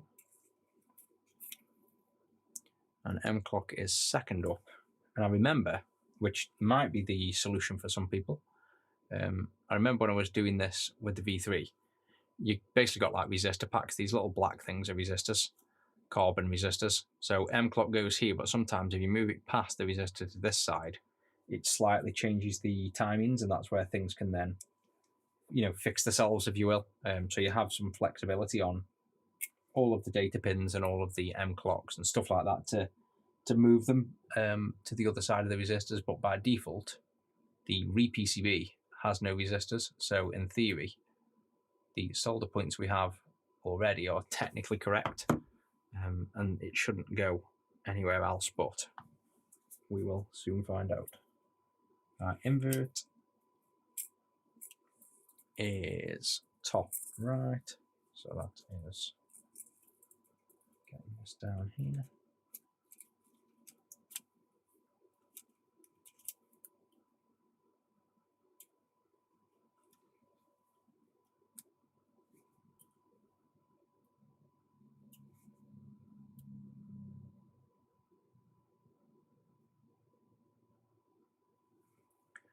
That's invert.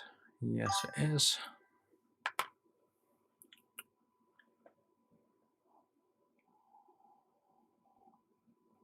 Yeah, cool. I'll I sent the manual. Cool. Yeah, still hot coffee. It's mad. Yeah, I'm going to knock off after this and not work tonight. I'm watching Lincoln Lawyer again. A new season come out. We watched it ages ago, and then I think it had 3 seasons, and then we only just noticed a new season was out. So instead of working on my laptop like I'm doing most nights, I'm going to actually watch some TV after this. what's left? We have D1, which is red, and it's the second one over. So 2 wires left, and then we'll see if this works. But I know what's going to happen. If it doesn't work, I'm going to spend all night coding, which I really shouldn't. But I might do. But I really shouldn't. I should save it for the weekend because I've got enough going on at the minute. Right, that's it. Absolutely massive trimmed end again. And then don't forget T10, we want to ground after, but I want to see what happens when it's not grounded out of curiosity. Because I think T10 only affects SMS games though, but I might be wrong. So we want to confirm anyway by looking at both states. So I'm going to try and leave this angled a little bit so I can actually get to T10 when I need to. So that's D1, and the last one, D0.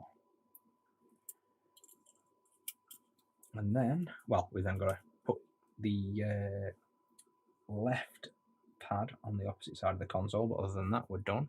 That's absolutely massive again. Let's trim that down. And yeah, I can see why people want flex ribbons for this, because this is anything that involves a lot of wires, and you've got to strip and cut all your time is in the prep of the wires. And obviously, I haven't even bothered prepping the wires to the right length. I've just dumped them on. So, oops, knock that off. I blame the stream delay on there.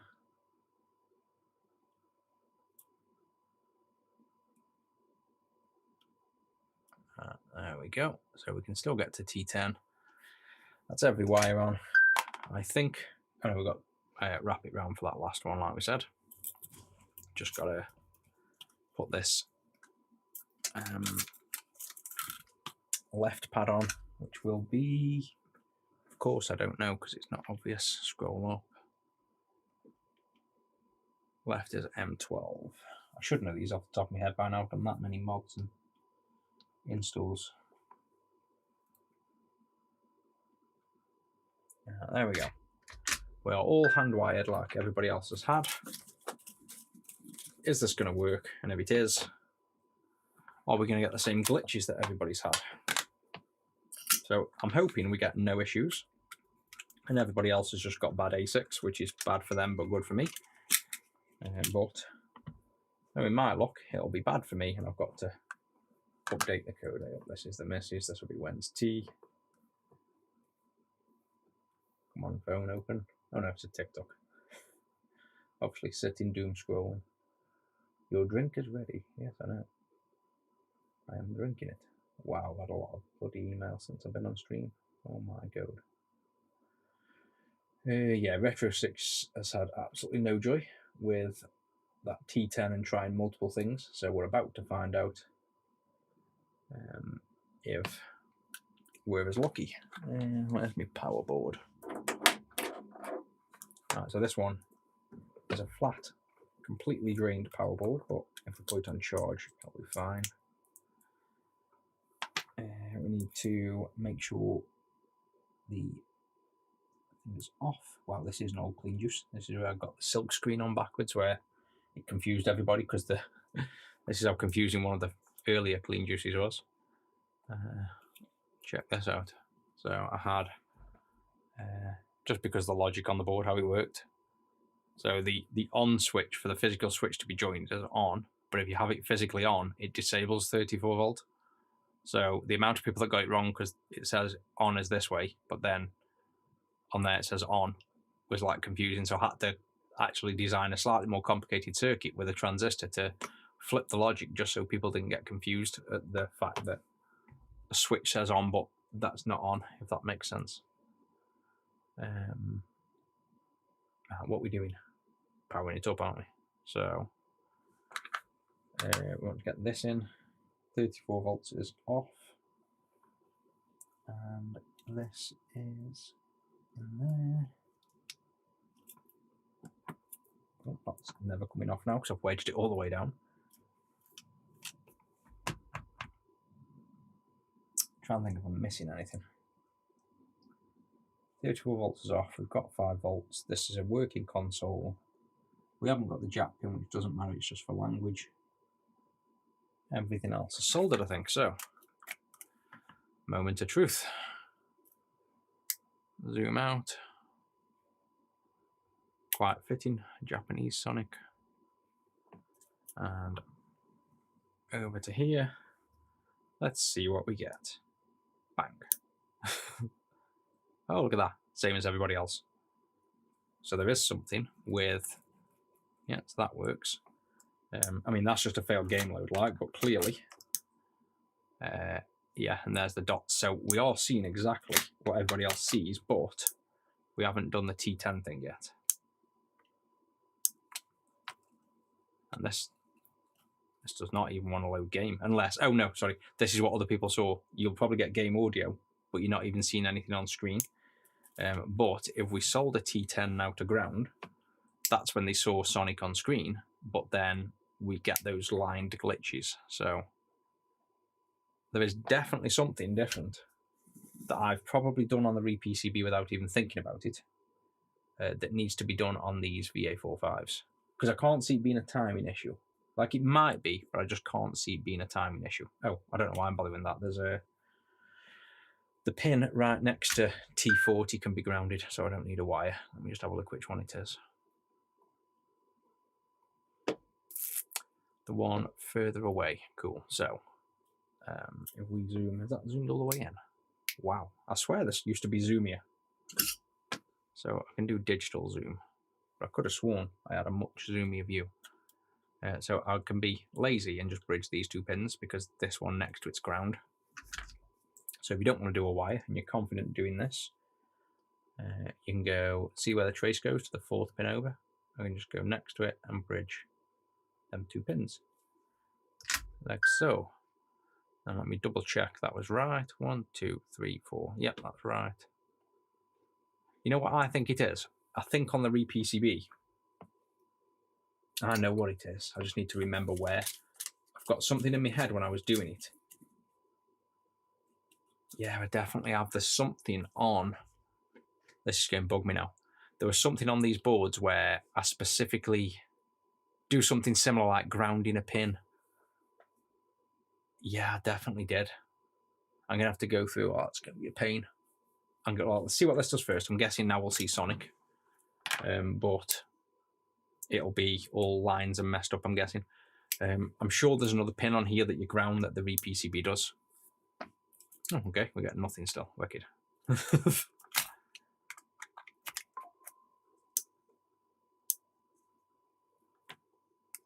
Come on, we saw a white screen before when I was seeing nothing. Yeah, this is exactly what everybody else has seen, like you're practically not getting any lock on. Let's try Castlevania. So there's something drastically off. See, so SMS games work and you get this complete glitch. So why is the timing totally off?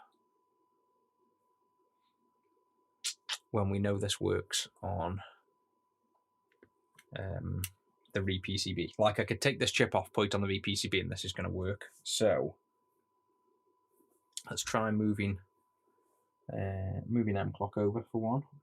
Not that this should matter, this should be worse, but let's move M clock over.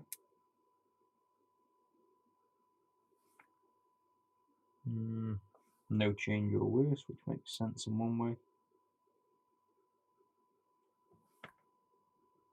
Yep, and we shouldn't need this resistor pack anyway. Like this resistor pack is not used at all. Invert isn't different. The data pins, I can't see us needing to do that. V-Sync, I can't move. Yeah, there's actually nothing I can move bar the data pins, which shouldn't be moved. So this is definitely going to be, I'm almost certain of it. I originally thought it would be timing. I don't think it is. I think that is going to be, I mean, it clearly looks like timing, and I could probably change it, but the fact that re-PCB works is making me think there's another pin that we've forgotten.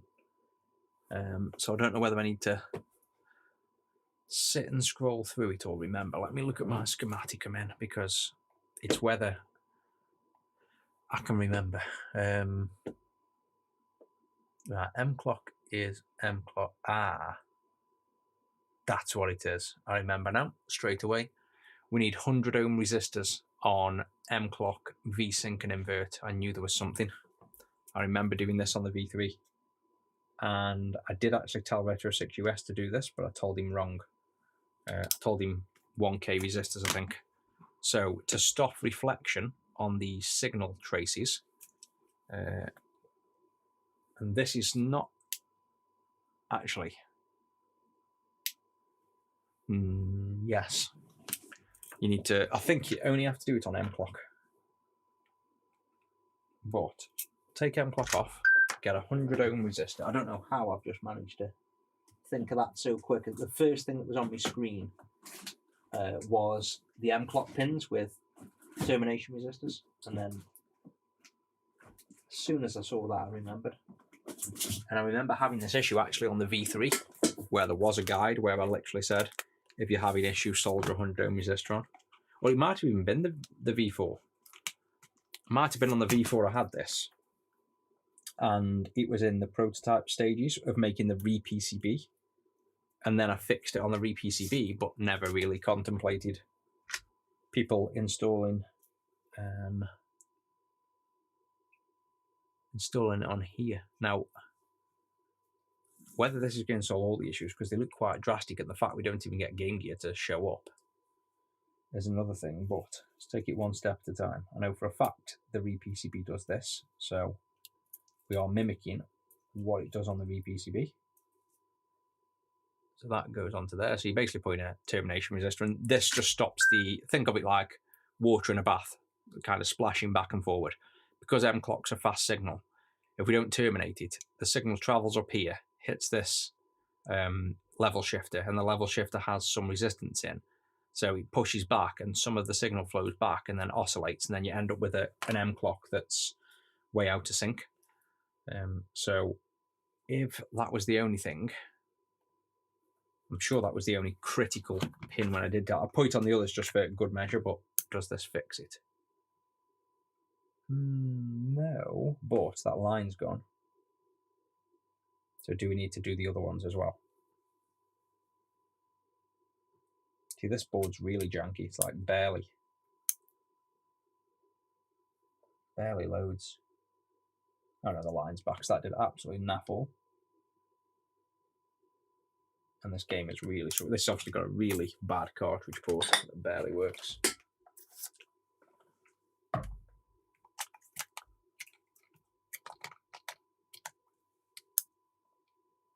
But we can see it. We still need to do technically the V-Sync and one other. Yes, that's made no real noticeable difference. So maybe the reflection happens more on the re-PCB just because of the cleaner layout. See, so now we're getting Sonic appearing, which we didn't before. And yeah, this is absolutely the same as everybody else is getting. So this exact visual, which it's 100% timing, but why is the timing off? Like, it's massively off. So let me go back to my thing. So I've got termination resistors on V-Sync and invert. Invert won't matter because invert just literally, as it says, inverts the signal. So if I was to take off invert, which is this one, I don't think it'll matter. Oh, actually it does. Because, well, I say it does. Let me just ground invert to see if it'll just fix it to one orientation. Oh no, it really matters. So let's invert might be the key here. Let's terminate the invert pin as well to stop reflection. So same idea, 100 ohm resistor, and that's because the invert pin is basically a signal that's really, that would maybe explain, actually that does explain it. No, it doesn't fully. The invert pin is a very specific timing, like really critical timing on the edge of every line that tells it whether the data that's about to come in is inverted or not. So if you don't get that perfect, your data will invert, but you can actually have it where every other line's inverting. Now, we're seeing vertical lines, so I wouldn't have said it's directly related to the invert pin because that would be horizontal inversion. But you never know where you might have some glitches in how you capture the data. Did the black wire get bridged to the pin on the right? black wire. I can have a look in a second. You never know with like fast video signals how glitches can visualize. Like you can sometimes try in your head to figure out what the visualization might be, and you just never would. So even though I would say this wouldn't result in that issue, no, and it wouldn't matter if it is because it's just a resistor and we bridge the resistor out anyway on the re-PCB. So even if that was, we'd be fine. Let's try Game Gear again, because Game Gear is actually a little bit easier to time. Of course, this stupid port, man, got such a weak game slot. Yes, that hasn't changed anything. Something's bizarre here. Do I trace the other thing I can do is remove. I think one of the pins is wrong. I think we've got, well, before I jump to more conclusions, let's go. So VSync is, there's no way VSync is the issue because it's a slow pulse. So even though that has a 100 ohm resistor, it's not that.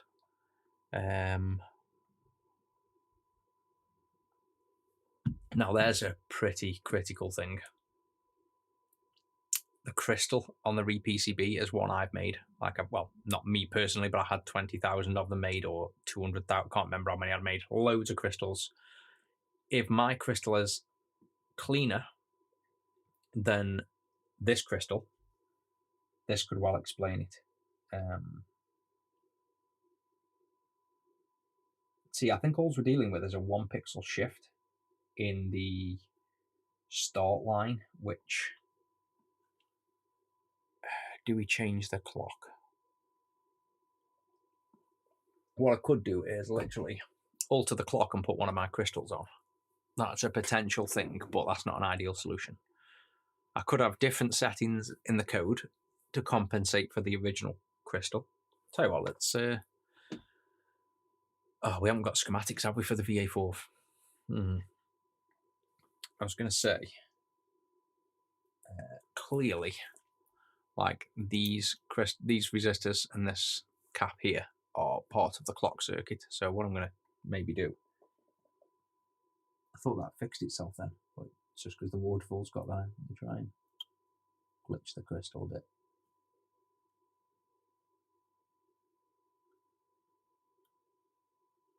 No.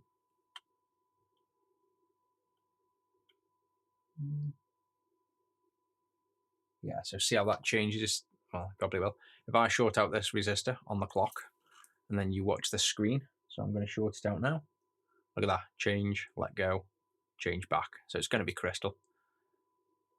It's going to be slight crystal timing. So I reckon if we maybe got this right, like, well, actually, no, it isn't crystal because that's killing the system and it's pausing. But then when you pause, you can clearly see what's happening. We're 1 pixel out, and every other frame is 1 pixel out. So then you're seeing this constant flicker. So this is almost definitely going to be the original crystal is weaker than the one on our re-PCB. So then the timing's slightly different. I'm almost positive of that. So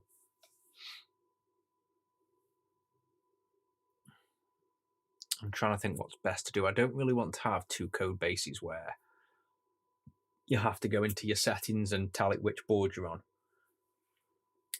I'd prefer to find a solution that works on both, which I think would involve maybe changing the caps. But again, there's absolutely nothing on here.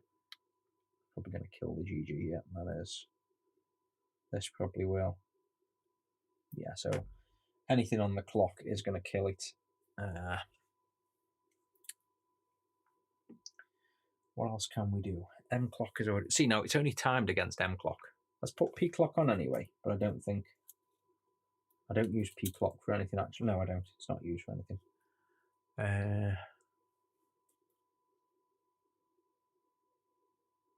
See, now the pixel edges are right. Or are they?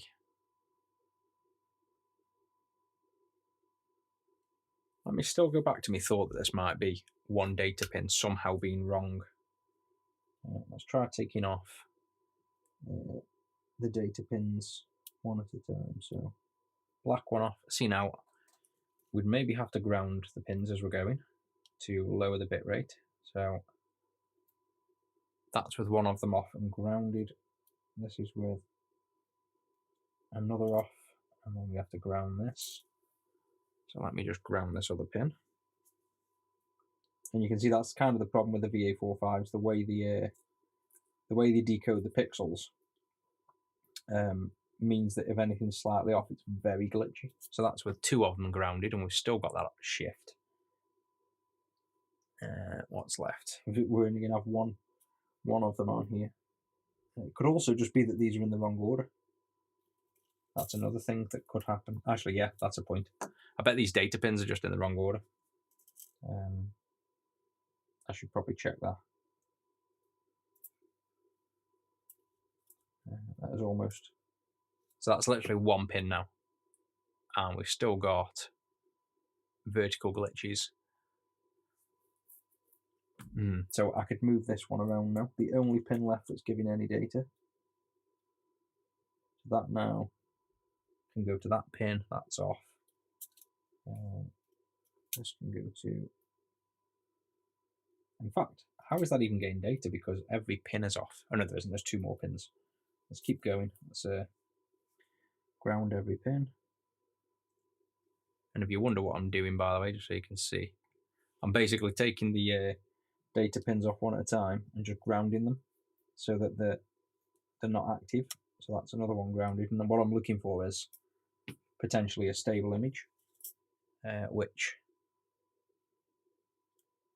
so far we have none of. Like every single data pin is off, which is what's making me think it's just simply the clock is out of sync. So it's that far out.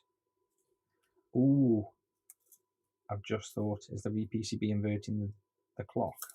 I think it might be. Yeah, so even the single pin left on with 1 data channel is, well, no, the problem you've got there is the invert pin is going to, that's why you kind of can't do this though, because they're all grounded, the invert can change as it's going down the lines. So if the invert is changing as it goes down the line, this grounded pin becomes high, so you go from black to white, which is why we're seeing, this is part of the problem with debugging it. That's why you're seeing like a, well, you're not really seeing it, to be honest. I was going to say you're seeing like a light and dark. You can see it kind of pulsing, but because we've got this vertical stripe, you're not going to see that. So I think we're going to have to fix the clock. I think that's the only way. And I'm pretty sure this is a clock. Like I'm 99% sure this is just clock timing. So let's put these wires back on. And then let me think if I can, well, let's try and actually just install one of our clocks. That's like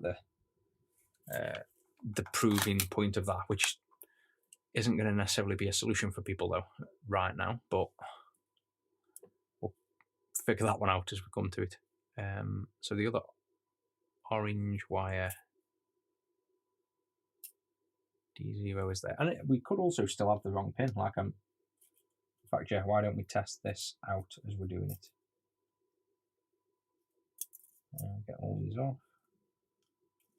Let's actually prove that these pins are all in the right order, because if any of these are out, then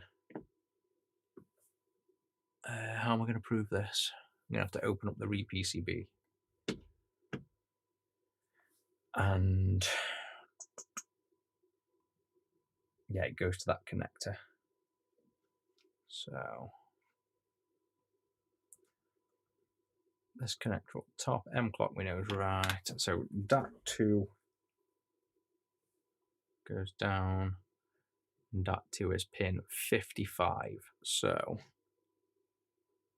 this is how I'll know. So where are we? Writing is upright going down, so counting up from the top. 1, 2, 3, 4, 5, 6, 7, 8, 9, 10, 11, 12, 13, 14, 15, 16, 17, 18. 19 pins up should be DAT2.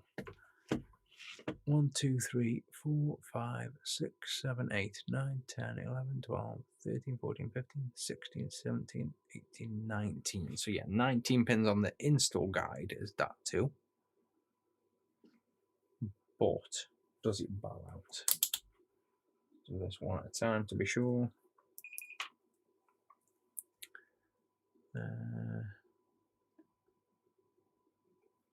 1, 2, 3, and 19 pins up. This is going to be a bit painstaking, but it's the proving point of if it is just a wiring issue. So that 2 is third one down. So here should be 19 up. So 1, 2, 3, 4, 5. That's grimy. 1, 2, 3, 4, 5, 6, 7, 8, 11, 12, 13, 14, 15, 16, 17, 18, 19. Yeah, so dat 2's 19. Let's stay on there a minute. And then dat. So, well, how can we see this? So we've got 3 lines coming out of it. So dat 2 is the 4th line in. That's how we'll quickly find our way back. So dat 2 is correct. Which in theory should mean all I have to do is they go in order. So, and let me check on the schematic that they definitely do. 0, 1, 2, 3, 4, 5. Yeah, they definitely go in order. So that means all I need to do is look at this pin out, go back to that 2, which was 4th pin in. So actually it's quite quick. So 4th pin in, dat 2. We won't go backwards first. So dat 1 would be here, which it is. So I don't think we're going to have any pins out. Dat 0 is that one. Yeah, so 1, 2, dat 3 is this one here. Yeah, dat 4. Yep, and dat 5 will be that one. Yeah, so there's no pins out, so it's got to be clock. I'd like to find, like I say, a resistor that could tune it to match. And I've got to solder all these back on as well. Okay.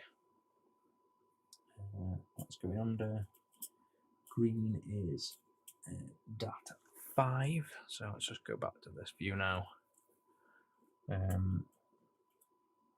D3 is under that one. Actually, I need to see what I'm doing, don't I? So we've got resync miss one, that one there. So that one there is D3. Red is D1, which is the one that's left.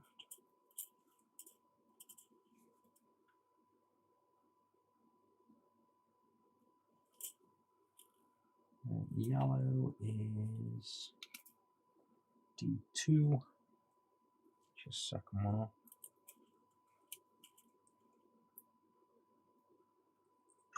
And like I say, I could fix this in code, basically. Let's take a look. Oh, nice. I don't know what that means in Twitch. I think we've got 64 more viewers coming in. Does that mean? I literally have no idea with Twitch. Why is it left? That's going over. That's on. Right, we've got black, which is D5. So that's the bottom 3rd pin in. Ooh, thanks for the follow. We have that one there, and we should have dat 4 still somewhere. So dat 4 must be loose. Dat 4 is grey, yep, floating in midair. Oh, nice, getting some followers. Let's go into here. Wow, I still need that light I keep saying I need so I can actually see what I'm doing. Right, so that's there. So we've got M clock, 1, 2, 3, 4, 5. That's all of the ones back in, I reckon. So let's now see. We should be back to where we were, which is with a messed up looking Sonic. So let's see. Yep, so this is now, I think we try and put we can either try and put our crystal on, or we can try and tune. I'd like to try and tune this crystal. I'm sure it's the crystal because there's nothing else left on this board. I don't think that the re-PCB is doing. We've got All the data pins are straight in, which is the same. VREF on-off won't matter. Sample doesn't do anything. The crystal's definitely different. Video RAM won't matter. That won't matter. No, I've still got something in my head that one pin is grounded that isn't normally grounded, actually. But I don't think it does matter on this. It has something to do with the video signals, though. H-Sync M is there. I've definitely still got something in my head that there's another grounded pin. The LCD goes to that, but it's pulled up, so that's not it. Reset, no. TMSS, no. Frequency, no. Sound, no. They're not connected. Read write, M1. C clock, buzz, wait, acknowledge, power ground. There we go. I knew there was something. Pin 4. Oh, no, pin 41 is ground. Damn it. I thought it was on something. I ground pin 41, but it is literally ground. And gone, it isn't ground. Is it ground? There is a point of ground pin 41 specifically on the VA4 But, oh yeah, we've got loads of viewers on Twitch from that guy. Nice. Is this grounded now? Ah, thought I'd figured it out. So no, you do need to ground it, but it is already grounded. That was the difference that I was thinking of. So on the VA4 they ground the A pin of the LCD, whereas on the VA012, they don't ground it. So that was why I was thinking we were onto it there. So we are down now to clock or changing the code. So let's take a look at the clock then. We have, well, we've got another board. I tell you what, slide that out of the way. Let's grab another VA, what's this, VA5 from our file. What are we looking for? Not that one. VA5, there we go, exact same board. So let's take this crystal out, or let's just look at where it goes. Yeah, let's take the crystal out. I want to see what's under the circuit, so we can trace this out, because there is no schematic for this at the minute, and we need well, we need to figure out where the resistors. There'll be typically 1 or 2 resistors on the crystal to limit the current to where we want it, and there will be 2 load balancing caps as well that are typically about 10 picofarad. So they'll be close as well because of the change. So this is one, which will be, let's see, based on my re-PCB, one of the crystals will go to ground and the other one will also go to ground. So they're both grounded load crystals. So this one we can tweak, and this will be the other one here. So that trace goes under. So C27 and C something else under there will definitely be, yeah, they're the ones. So we can change these to say maybe 5 picofarad. And then, to be honest, the other resistor, I'd like to change a resistor, but I know the resistors really only change if the crystal's going to oscillate cleanly, like get up into oscillation and phase lock loop. Once it does that, the resistors aren't doing massive amounts. So the crystals are more about the smoothness of the wave. So that's 0. Yes, that goes to there. And that's then, I presume that's going to ground, is it? No. It's going to the other crystal pin, is it? Yeah, so yeah, we've got the classic bridge over to balance it. So both of them will affect the curve, but I'm going to go with the crystal. So let me get the scope up and show you. So it's easier to show you what's going on than talk you through it. So we want to probe on this point here. No, this is a slightly different board. I want to probe on this point here. Let me double check. And then you're going to see the waveform shape of the crystal. And we're going to try and bend the wave. Yeah, so that's the ground. That's going to be the crystal. So let's get picoscope on. And then let's see what we can do. And if not, the last resort is I'll use this code to adjust the timing and get it perfect, basically. So we want a ground wire, which, where's those big fat ground wires? Let's get one off here.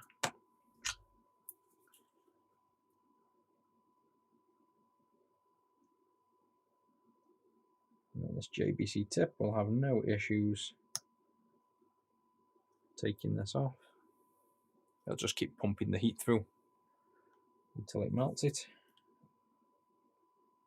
Need a bit of solder to make some contact. There we go.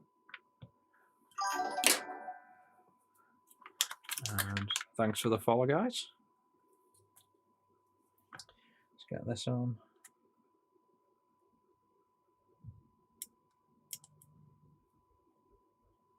So that's the ground, so we can grab our scope on that. Plug this in. Get the picoscope up and running. So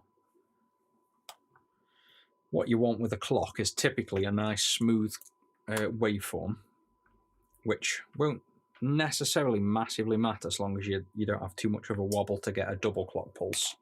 But what it will do is if you change the shape of the crystal, then like the waveform, you'll change the timing at when we lock onto these pixels. So that's going to be the key. So we pull up this, and we're not turned on yet, are we? So probe on the crystal, turn on, and then if we zoom right in, and you can see this is why I made the clock booster on the original V3. So see how wobbly, probably need to see this bigger. See how wobbly that clock is. So this is what the clock booster did for the V3 that fixed glitching on the screen before for the V3. So say there's the clock, but then if you just capture and stop, look at all these pulses that are coming in and out. So it isn't the best clock, but ignoring that, it looks fairly clean. So there's kind of your waveform. It's a little bit wobbly, not exactly smooth. So yeah, we're not overly dirty on the clock, but if you go out, you can find intermittent spikes. So say, for example, see this. This is where the, why can't I zoom in slowly on a Mac? Come on. This is where the clock booster comes in. So if you find these, look at that. That massive wobble up and down is what used to trip up, well, still trips up everybody else's LCD on the Game Gear, except ours. This wobble is what the clock booster fixes. So the clean screen has it built in now, so that will get filtered out, and I'll show you that because we're currently probing on the Game Gear's clock. Now we probe on the input clock to, we'll have to do this without a game, which won't matter. We probe on the input of our clean screen. Let me find out for you where the clock pin is after we filter it, and you'll see how smooth it becomes. So let me open up. Come on, keycard, let me open stuff up. That would help. Keycard, file, open project. Hardware, Game Gear, clean screen, hardware, newest version, open up, and then let's have a look at the PCB. So P-clock, oh, we'll have to solder P-clock in so you can see it going through, even though we're not using it on this. Oh, there's a point. Yeah, it'll still change the timing. I was going to say it won't matter because we're not consuming the clock, but it will still change the timing.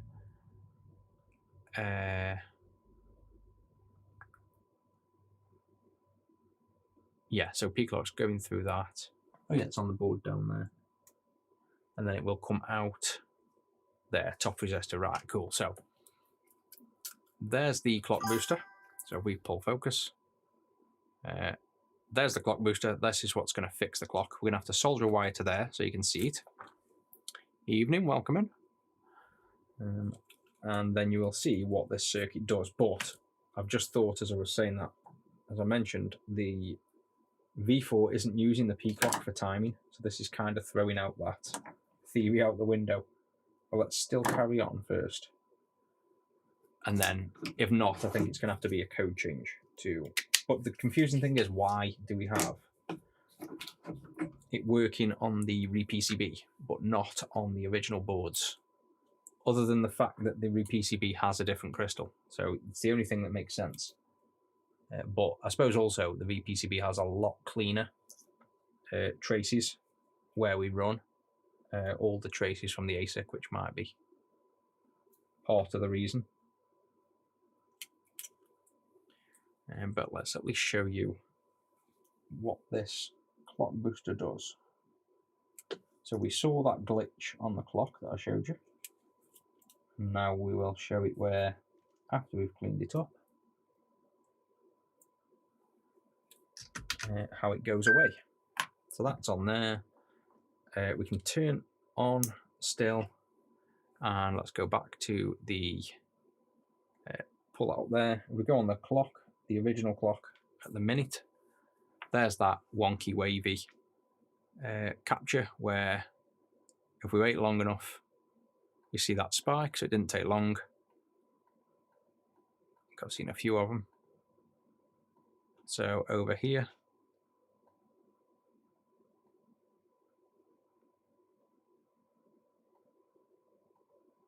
so this wave, it's not as obvious on that screen. This dip here, this massive dip wave, which you've seen just, which can get even worse than that. You can see, look at the massive variation in the clock dipping there. That's the problem. So we carry on running that, and we go back to that view so you can see, and I change to the output that goes to the clean screen. It goes on here. And now if we look at this, we should see, look how it's made it nice, and let's go to the full PC. Look, nice and smooth. Like, you've got a slight ripple, but you don't get them massive dips. So you've got a tiny ripple there. But look how like wide, if you will, the clocks are compared to, well, now obviously I've zoomed a different level, but notice how like wider the clock pulses are. So it captures the tops and makes them a lot more stable and gets rid of those massive spikes that you see. So it's a lot more of a stable clock. So that's what the clock booster is doing. But as I mentioned, we don't actually use P clock in the code. The way I do it is through M clock now. So just for giggles, yeah, no difference. So I think, I don't know what I think at this stage. Oh yeah, you made some good progress on that software. I saw that. Oh, I know my little coffee mug's turned off because I've hardly got any in. So the confusion here is, we take this ASIC off and put it on a VPCB, and I will guarantee you it works fine. So what have I done different on the re-PCB? I've just pretty much looked at everything, and short of it being its own crystal, which would change the P clock. I suppose it would though, because even though we're not using P clock into here, it's going to change the timing in this chip to be more accurate. So it's still probably, oh yeah, and obviously it does, because the proof's in the pudding when we do this. So this is how you know P clock being changed by these resistors, for example. Well, actually, no, he didn't prove it, did it? Because that just froze the game. That kind of doesn't prove it. Yeah. Gonna have to prove it by taking the resistor off and swapping it. That's how we're gonna prove it. So this wire can come off now anyway. But I want to see if changing or removing this resistor. Probably want to see that. Adjust the timing at all. So that's with the crystal off. Yeah, so see the timing difference? Well, now you can't. See all this glitching now? And really slow. But then again, we've still got the exact same dots. even though the crystal's running way slower, the dots are in the same place. So we've now got a super slow game gear.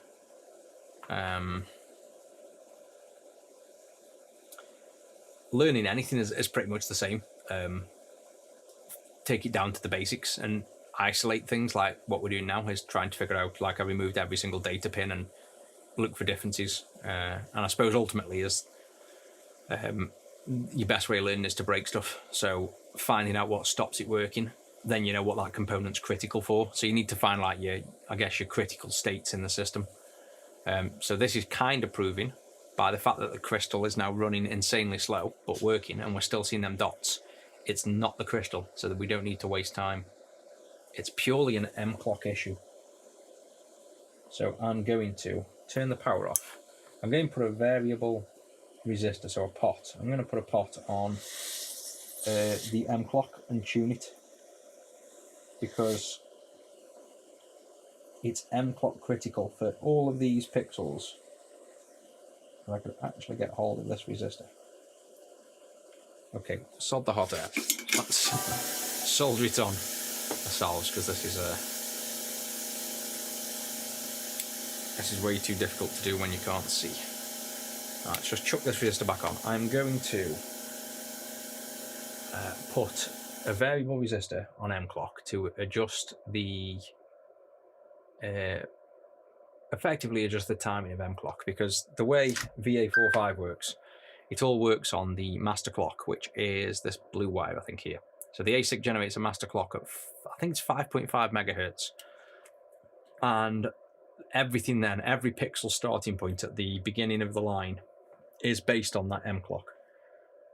So we don't need that. We need a potentiometer. So if I tune M clock, we should be able to watch the pixels shift. And like I say, I'm trying to find a solution that's going to be nice and easy for people to do, as opposed to saying chuck it on a re-PCB. Like, that'd be a nice thing. Just, oh yeah, VA5, 4 and 5 is supported, but you need a re-PCB. That's kind of like a bit of a dick move. I could leave it there and say that's what you do, but instead, we want to try and get it working on the original boards.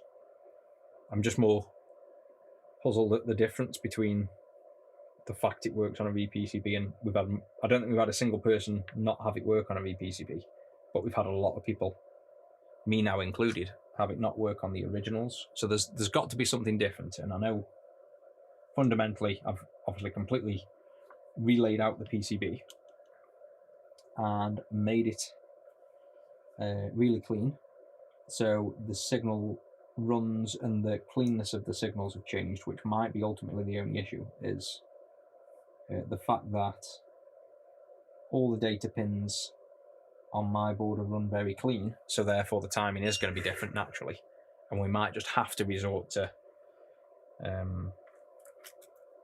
having exactly that, which is the software can just detect, or you can tell it that you're using an OEM board or a re-PCB, and then that's a simple fix, which might end up being the fix. But if you can just solder a resistor on of a certain value and fix it, that's even easier. It saves you, having to tweak things in the software, and people that don't know would wonder what the hell's going on if, they don't watch the guide or they don't follow it right, and then they get glitches on the screen. They're just going to think it's, broken. Whereas if part of the guide is to actually tweak, install a resistor that fixes it, that's a better fix. Right, so if I move this out of the way, we now have a potentiometer now I can tune here. So if we put Sonic in, we should be able to see, I'm getting the side eye from the missus. Yeah, so look at that now. That's with obviously a potentiometer on here, massively adjusting the timing of that screen. And this cartridge port is dog shit. Oh yeah, I'm completely sponsored by JBC now. So they sent me this awesome, I don't know, I can lift up the camera and zoom out. This awesome this awesome soldering iron, the B iron. So there is this. I'll tell you what, bring it into view. I would if it wasn't plugged into the mains. We'll unplug that. Yeah, so we've got this. You can turn on the screen. You go out the way a minute. It's just an Android tablet, but you open this up, and I'll have to close down the software on the PC or on the Mac because it's running. Let's quit JBC on there, scan on here, then it'll pick up this iron, which is also battery powered. We open.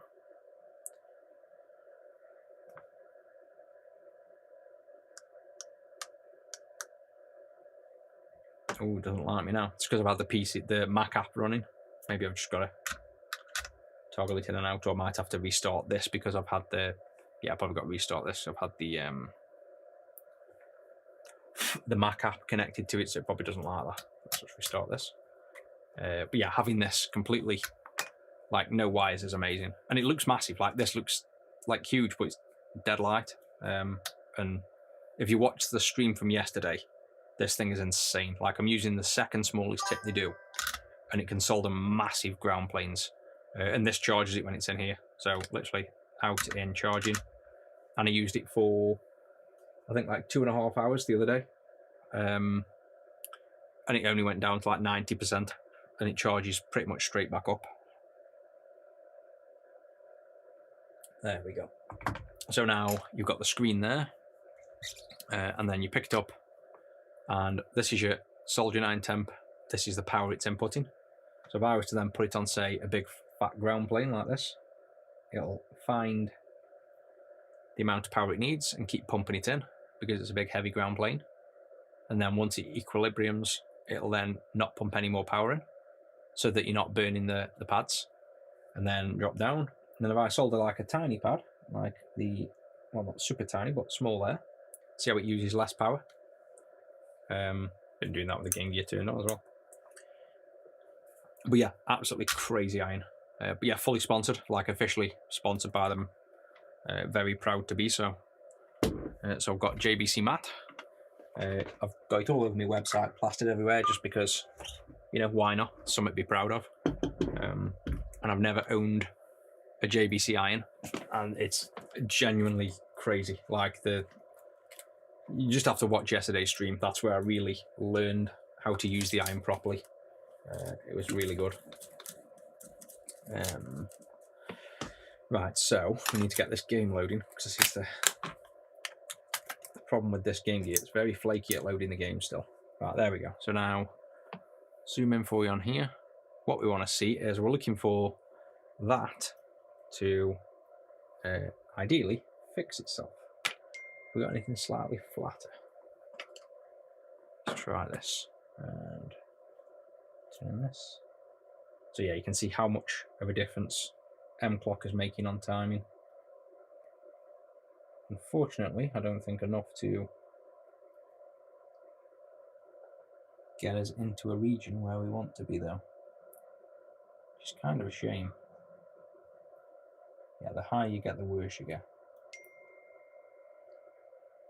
Or is that getting better? No, I think that's getting worse. Yes, that's the... So it's almost definitely going to be... Yeah, that's the cleanest there. Let's restart that and see if we get that red line. Yeah, I think we are going to have to...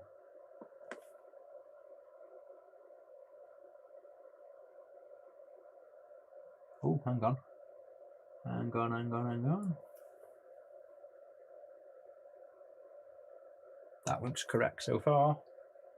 But you won't see visible light. Oh, that's close. It's definitely M clock. It's definitely going to just be the fact that my PCB is laid out cleaner. Bring that up a bit so you can see more. Sonic's going to be yeah, it's still on, but this is... See if we can get Sonic loading. We might be able to find a perfect value where, and like I say, we have a 100 ohm resistor on. See, that shows it really.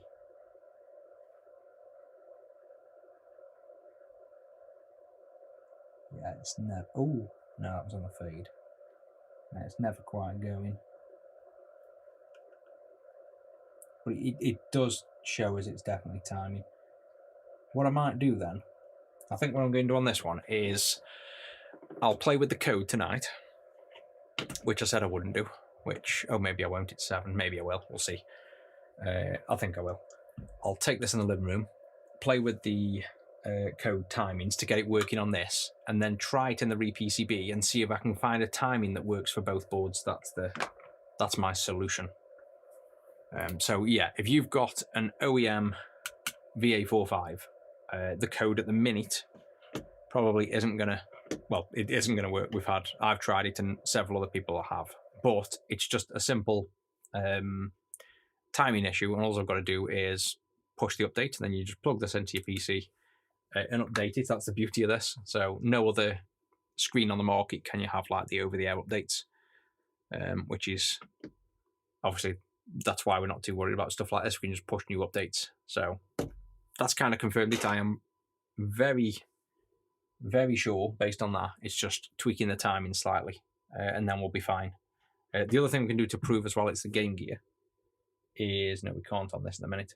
I was going to say plug it in the PC and grab a capture, which actually would help me. I kind of need to do that.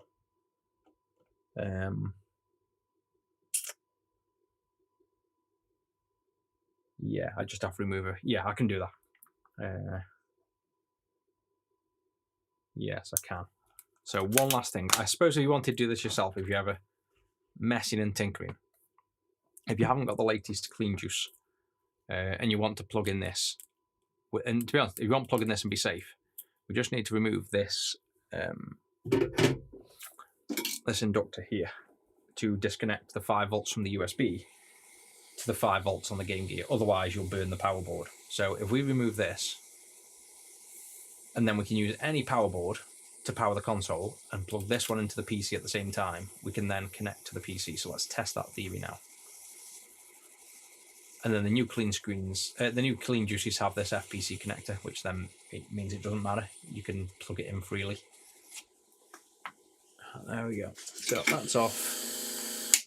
We should now be able to plug this into the PC with the USB I've packed up. And then we should be able to turn on and this thing won't smoke. Otherwise, without that removed, it would smoke.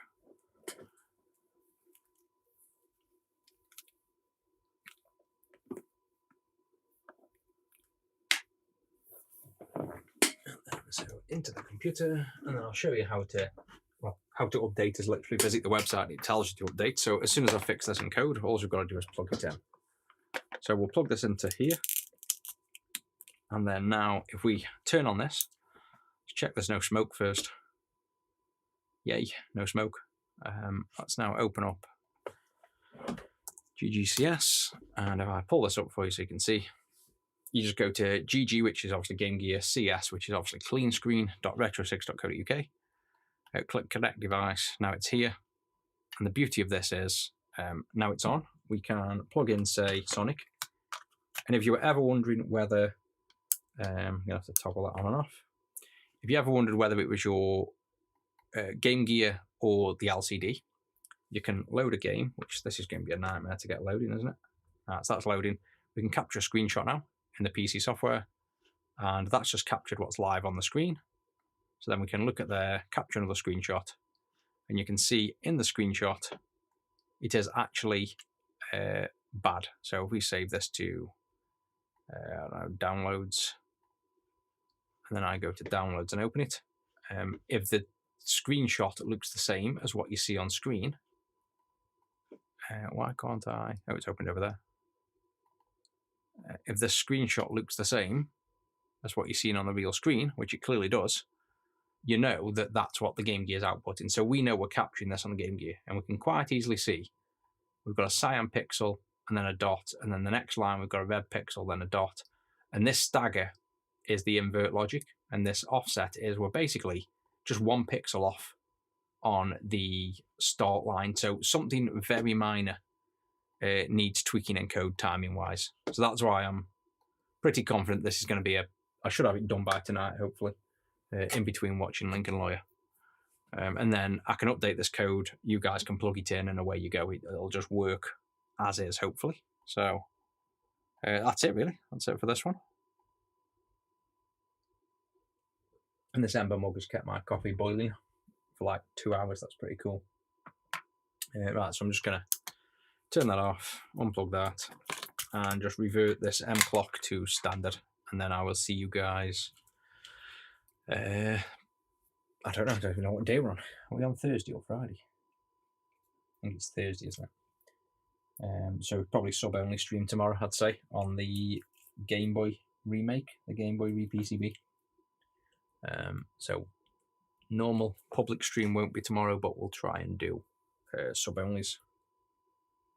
I've got to do software as well, so if you're interested in software development, you can go on Angel 6 as well.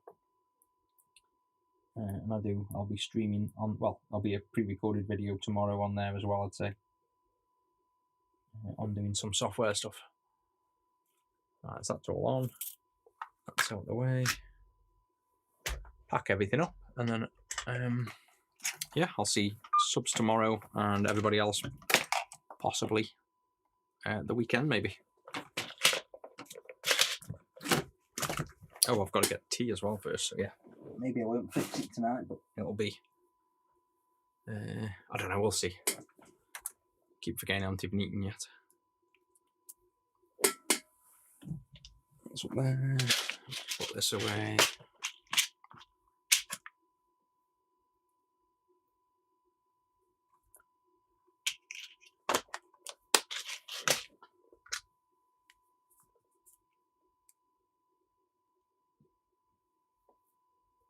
That's charging, that's in.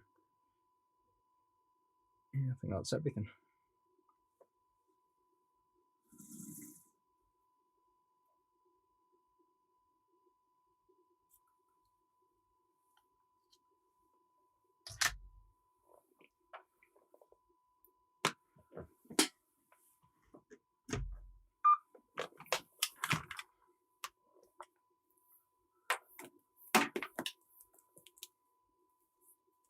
And see you guys in a few days.